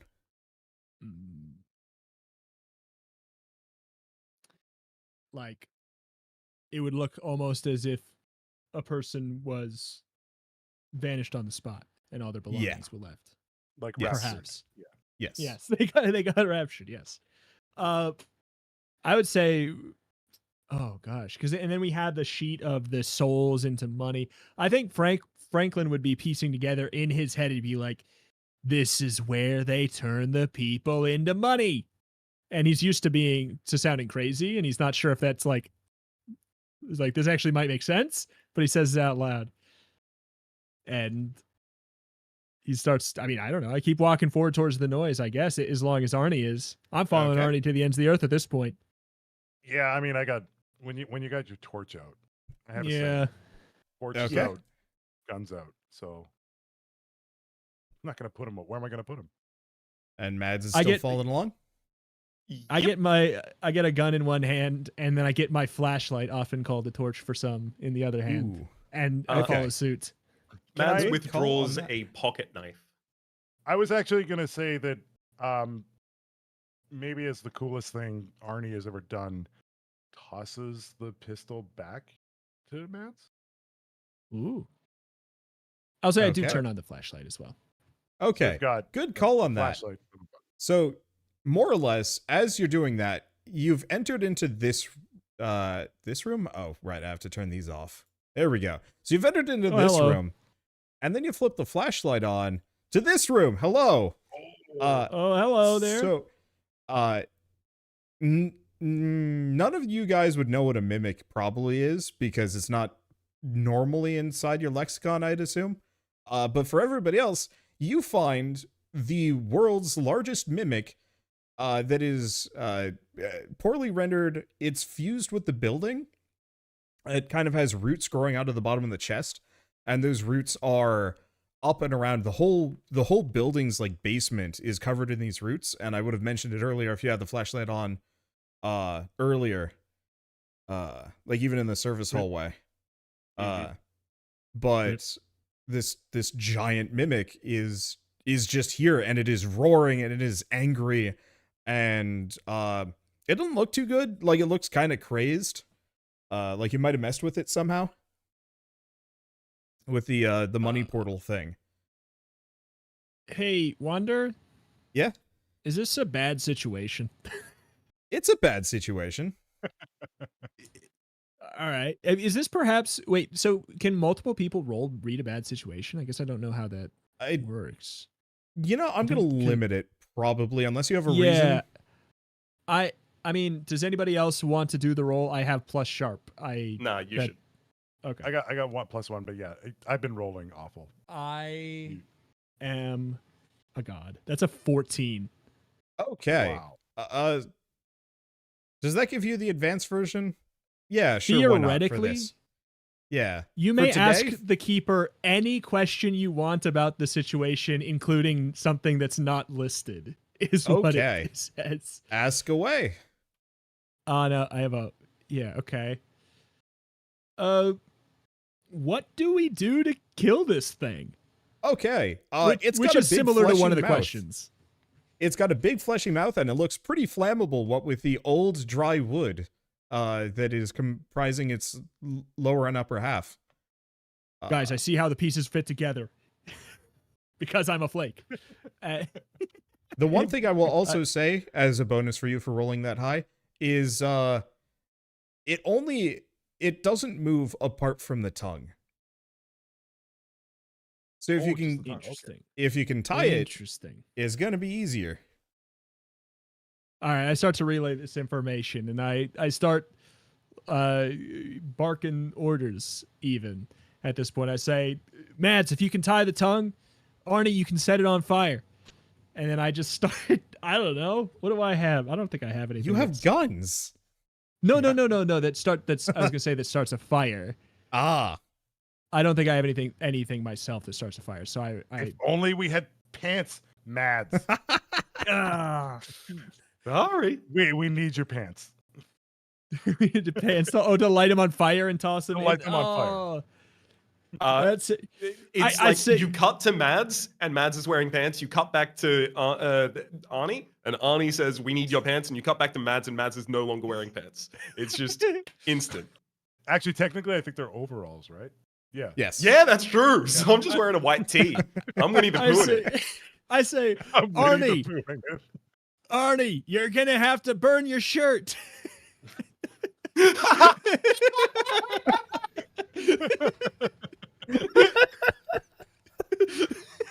All right. I take off my shirt, ball it up with the overalls. Start it on fire and throw it in the mimic. Throw it at the mimic with the wood. Throw it at the wood. Yeah. Okay. So I'm gonna say this is an impromptu kick some root, burn some root. Can we help somehow? Yeah. If you want to help, more or less by probably tying the tongue up. That okay. is a. Whoop. Well, that is a 5. So your help grants them. Oh, no, that's a 5. That's nothing. You expose yourself to danger, I guess. Okay. So that's on a 7 or 9. It doesn't even say that for a 5 or 6 or less, but I'd assume it's worse than a 7 and 9. Help out. Well, no, on a miss, you expose yourself to trouble or danger. So that's 6 and lower. I think a different sheet has it listed better because mine doesn't have that. Oh, okay. So you give me +1. Okay. So you see Arnie going to chuck the fire shirt at the nearest root. And this thing has a big, long, kind of a stretchy, extendy tongue. And you see it going for Arnie to stop him. And you just dive into it. And more or less it just like immediately snaps you up instead. It's only going to do 1 harm as it kind of wraps around you and starts crushing. But remember me! As I take only 1 harm. Yeah. Uh so Arnie, did you roll the what was it? Burn some I- root? Burn some shirt? Kick some some root, yeah. burn some root. So I rolled a 7 + 1 with the help. So Okay. 8. So that is, I think you still just do it, you just take some damage. So I guess it's just gonna bonk you with Franklin as you're doing it. So you do manage to set the root on fire. And that's starting to burn. But Would you that be two two harm, probably. so it only does 1 harm at the start, but it's gonna keep taking harm because it is now on fire. Okay.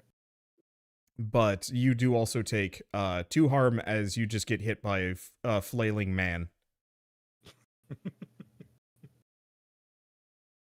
With the approximate Mads, force of a crowbar.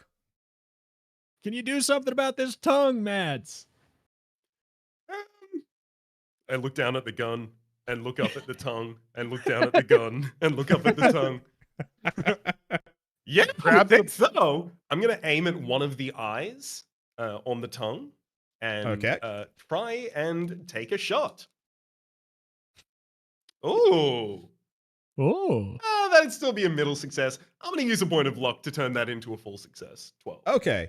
So you just shoot one of the eyes, and it immediately drops Franklin as it like recoils in pain and anguish I take and a burning. point of I learned falling that damage. one from Resident Nah, Evil. you're good.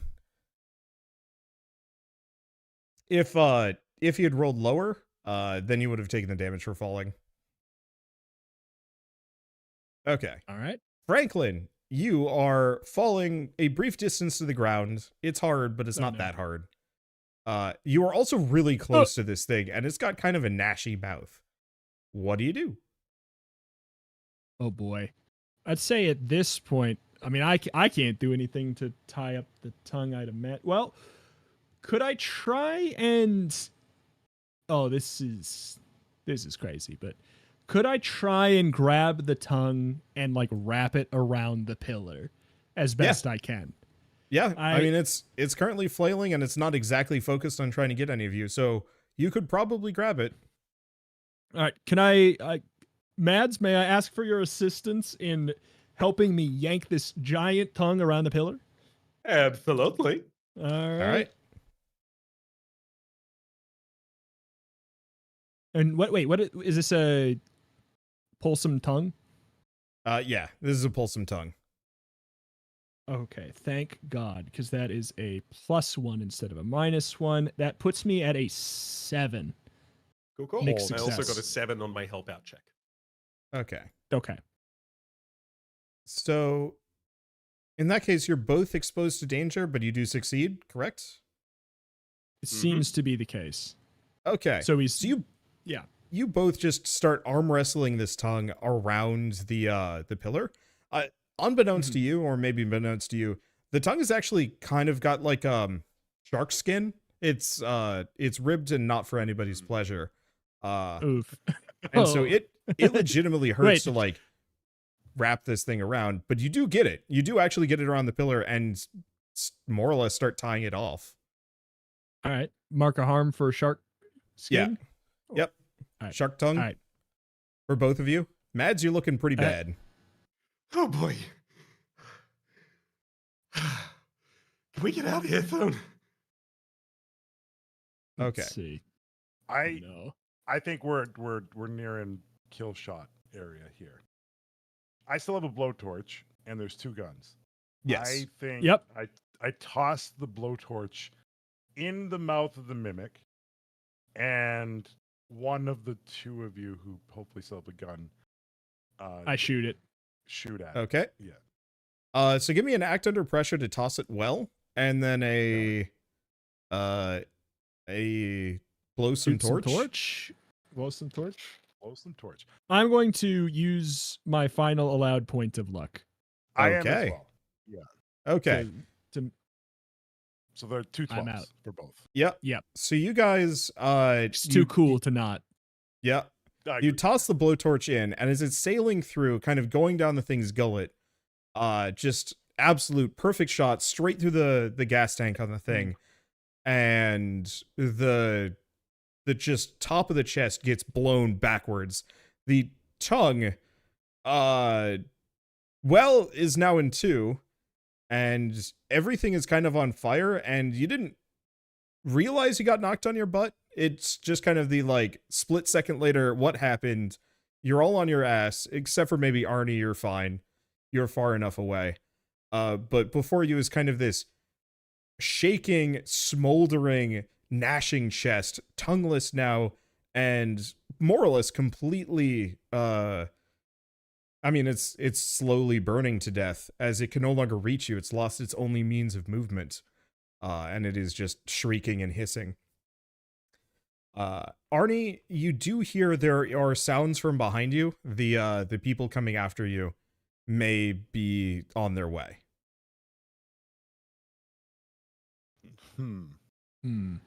And okay, so the mimic mouth was open. There's nothing behind it. So this was like a one-way entrance, right? You don't know. The rest of the room is actually really dark. Okay. I point my flashlight behind the mimic, since we're kind of probably in that general area. I point it behind. I try and search the walls, see if there's any other thing of note. There is no or is wall. An exit. So, Interesting. I'm gonna be unapologetic with my influences here. You know that part in Control when you're in kind of the lower basements and it's just this weird, endless basement building that extends on for a while? Oh yeah, yeah. Mm-hmm. It's that. Like, this is as big as the cubicle room above, and you don't know what else is out there. Hear me out. I have a feeling maybe we've broken the spell. And maybe the drones behind us are now nice and normal, back to normal people. Okay, That is a risk. okay. That's That's a not the risk. feeling I have. I would like to trust my gut. Can I trust my gut on figuring out if the giant army of people stomping towards us are in fact Sure. on our side? Is that a roll or is... Yeah, it's a trust your gut. Okay. It's a... Let's it's see. a 6. So my instinct leads me into danger. It doesn't mean leads me in the wrong place. It leads me into a spot that will cause me the most danger. You get a bad vibe from the weird endless basement, and you feel like you saw a staircase going upwards. So you think you can probably get out of this building and through whatever's behind you. Great. All right. Franklin says, you guys can check that out if you want. I saw that stairway back there. I'm headed out. And Franklin starts running. He's not coming back, is he? Yeah, I don't think I start heading up the stairs as much as I full goal heading up the stairs until I see something. I think we should probably just wait here until he opens that door, sees the other side, and comes back down. I go up. I go all the way up. I open the door. I mean, my gut told my character that I'm supposed to leave this way.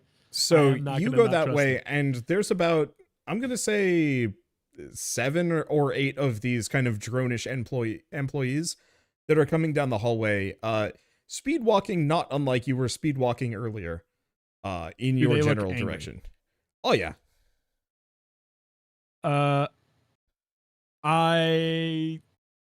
I'd say at that point, he would close the door and say, nope, not friendly, not friendly, not friendly, not friendly. And he starts running into the endless void, speed walking like he did earlier. Seeing Franklin return, Mads is going to shout while you're still in the distance coming down from the staircase. Happen to have your deepest desire been escaped yet? Was that? Happen to have your deepest desire been escaped yet? I mean, if either of you just really wanted it. I want, at this point, I want nothing more. I want this thing dead. I want nothing more than to have this die. Oh, it's dead. And to leave. It's dead at this point. Good. Like, it's just been burning Good. this whole time. Good. I figured, yes, I would like nothing more than to leave. As you I would share agree. Arnie your desire with me, you see a flutter of energy, a purple radiance emerging from Mads. Hey, how badly do you want it? Tell me a secret. The bigger the secret, the more powerful the spell. I secretly have a crush on Arnie. As soon as you finish that sentence, immediately an elevator appears. Or, you know what? Actually, I'll give it to the DM. I shouldn't have said that's very prescriptive. So not so much an elevator, but it is a portal with pants just kind of roped up, dangling out of it. Are the pants like tied together in the shape Yeah. of a heart? Maybe a couple of them. Oh, that'll be all right. All right. I look at Arnie. I love you too, bro. Let's head up the portal. I put my hand out to grab your hand. Let's jump in. I'm so torn. I feel like my character's moved beyond a relationship. I think so too. It's you do Yeah. it. You do you. I think I brush the hand aside and like walk past and go into the portal. Ouch. Okay. Franklin looks back at the door. Mads tries not to leave Franklin hanging and just goes and grabs the hand. All right.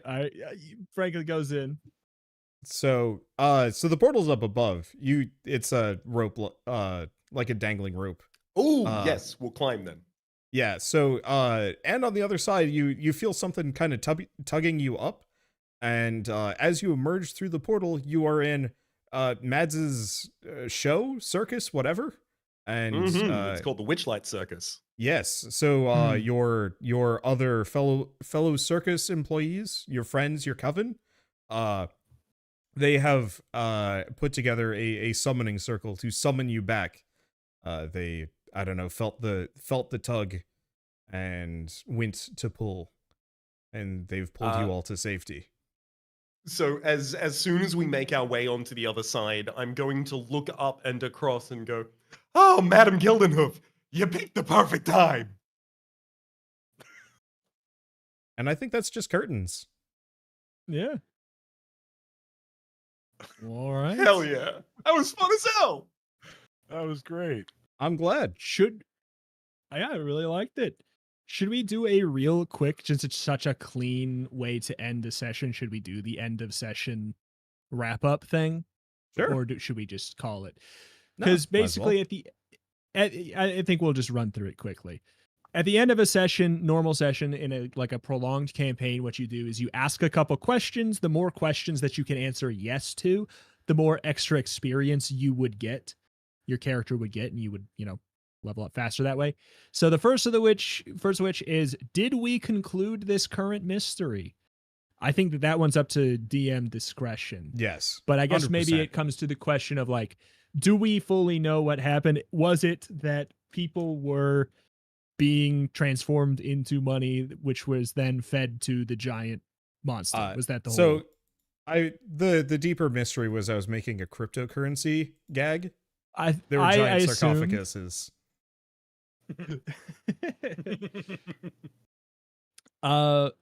The next question being, did we save someone from certain death or worse? That one I don't know.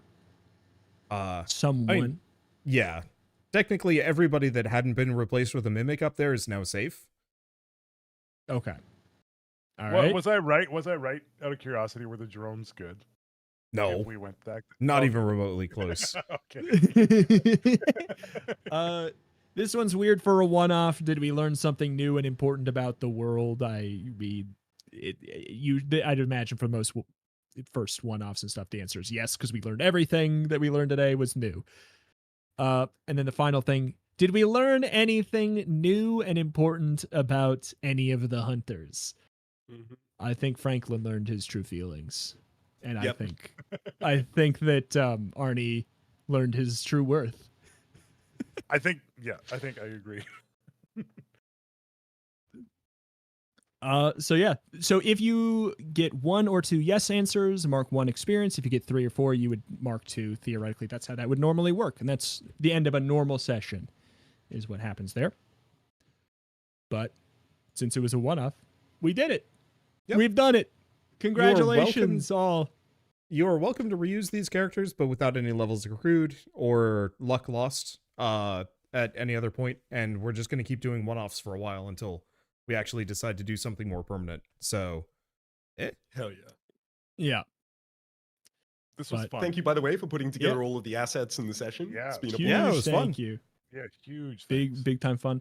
Love it. I don't love know what Monster it is, Week. but it feels like every time we do group play like Project Zomboid, I always end up without pants. It's. I mean, That's I think true. you need to examine inward on that one. I didn't. Downwards. That's wait. It's true. I will say I did call the belt being the thing that gets shot, Yeah. so I guess I did it to you here. Yeah, I did not do it. Yeah, I don't know. It's just there's something about Monster of the Week in specific being like kind of this collaborative storytelling thing. Like it's Yeah. more of a like bounce. I like the obviously the game master has their idea. They steer the vast majority of it, but like that bouncing back, it's more of a like, wouldn't this be a funny answer to this question? it's Posing so it to nice. the game master and having like it pulls a little bit of weight off in that way where it's like it's more of I a don't have to I think they- roll anything. yeah, the game master doesn't have Oh, to yeah, roll yeah. anything. They can like it feels like you can take answers from the players more and it like fits with the system. It's just good. I like it a lot. It's Anyway. a little bit more freedom as a player. Yeah. Which sounds Yeah. weird, because there's already a- a lot of freedom in D&D. It's mechanically lighter, but story-wise it's like there's more freedom for sure. Yeah. Anyway, it's very late and this has been I guess the whole Wholesomeness Live. It's just a much different one than normal. So, hey, Wander, you're at the top this time. What do you do? Where do you do it? Well, I'd like to do more tabletop RPGs. We've got another one coming as soon as I finish drawing all the assets for it. But this one took precedence, so I had to push that back. Let's see, what else do I do? I'm in indie impressions, which there's been too many games. It's a problem, but not really a problem. All right. Yonius, what do you do? Where do you do it? Where can I Hey, find you? What do you want to plug? Yeah, just hit up youtube.com/Jonas or just go to jonas.tv. Content's been a little light lately, but I am getting back into the swing of things. So I'm going to be doing some early looks and hopefully get back into some more edited content more sooner than later. I'm brewing up. I've got a script right now it's going to sound so stupid. This is a bit of a spoiler. The Super Nintendo, where I'm going to make like a 8 times size Super Nintendo with my 3D printer, like working. So, Oh boy. I love it. yeah, Good luck. I've got some like Super Nintendos that are not fully functioning, so I may as well, and some crack cases. And I was like, what can I do to fix that up? So anyway, that video is I'm working through the logistics of it right now. I'm hoping sometime in November to get that up. But yeah, it should be a good time. The Super Nintendo. All right. Raps, what did it do? Where did it do? Oh, Slash Rhapsody plays on the sites where might look for me. Currently, not a huge amount as I am moving, which is to say, as soon as I end this call, I am going to be disassembling my desk and moving it. So, content there again soon. For the moment, tide yourself over with the Turn to Page podcast. You can find Turn to Page over on YouTube at youtube.com/turntopagecast, and you can also find it online, whatever podcast listener you use. You search Turn to Page, you'll find it. It's Rita and I doing Choose Your Own Adventure books and specifically Grail Quest, so it has like a large amount of relevance as well to TTRPGs in that it feels a lot like a one person, I guess, 2-person TTRPG. Absolutely. And if you are looking for, Raps content, 5 hours and 40 minutes was the last episode. It cut down from like 6.5 hours of footage and more of that of actual like recording sessions. So that's a lot of Raps content for there not being quote unquote a lot of Raps content. So hey, That is true. I will also actually note if if voices are your thing as well, that's like it's literally just Yeah. voices constantly. It's good fun. Raps does all of the voices in the Turn to Page podcast. I do the flavors. I'm like the DM of a book that's already been written, and then Raps is the actual voices. So yeah, that's Can I just really quickly, as an outsider, as a podcast listener, yeah. Turn the Page is one of my all-time favorite podcasts my going God. forward. I Oh my love it. God. I got the notifications on everything for you guys because I love it so much. Oh my God. That's You know what? I'll lovely. bump your pay up for that plug. You went above and beyond. Okay. You know what? I'll give you 10. There you Thank you, Jonas.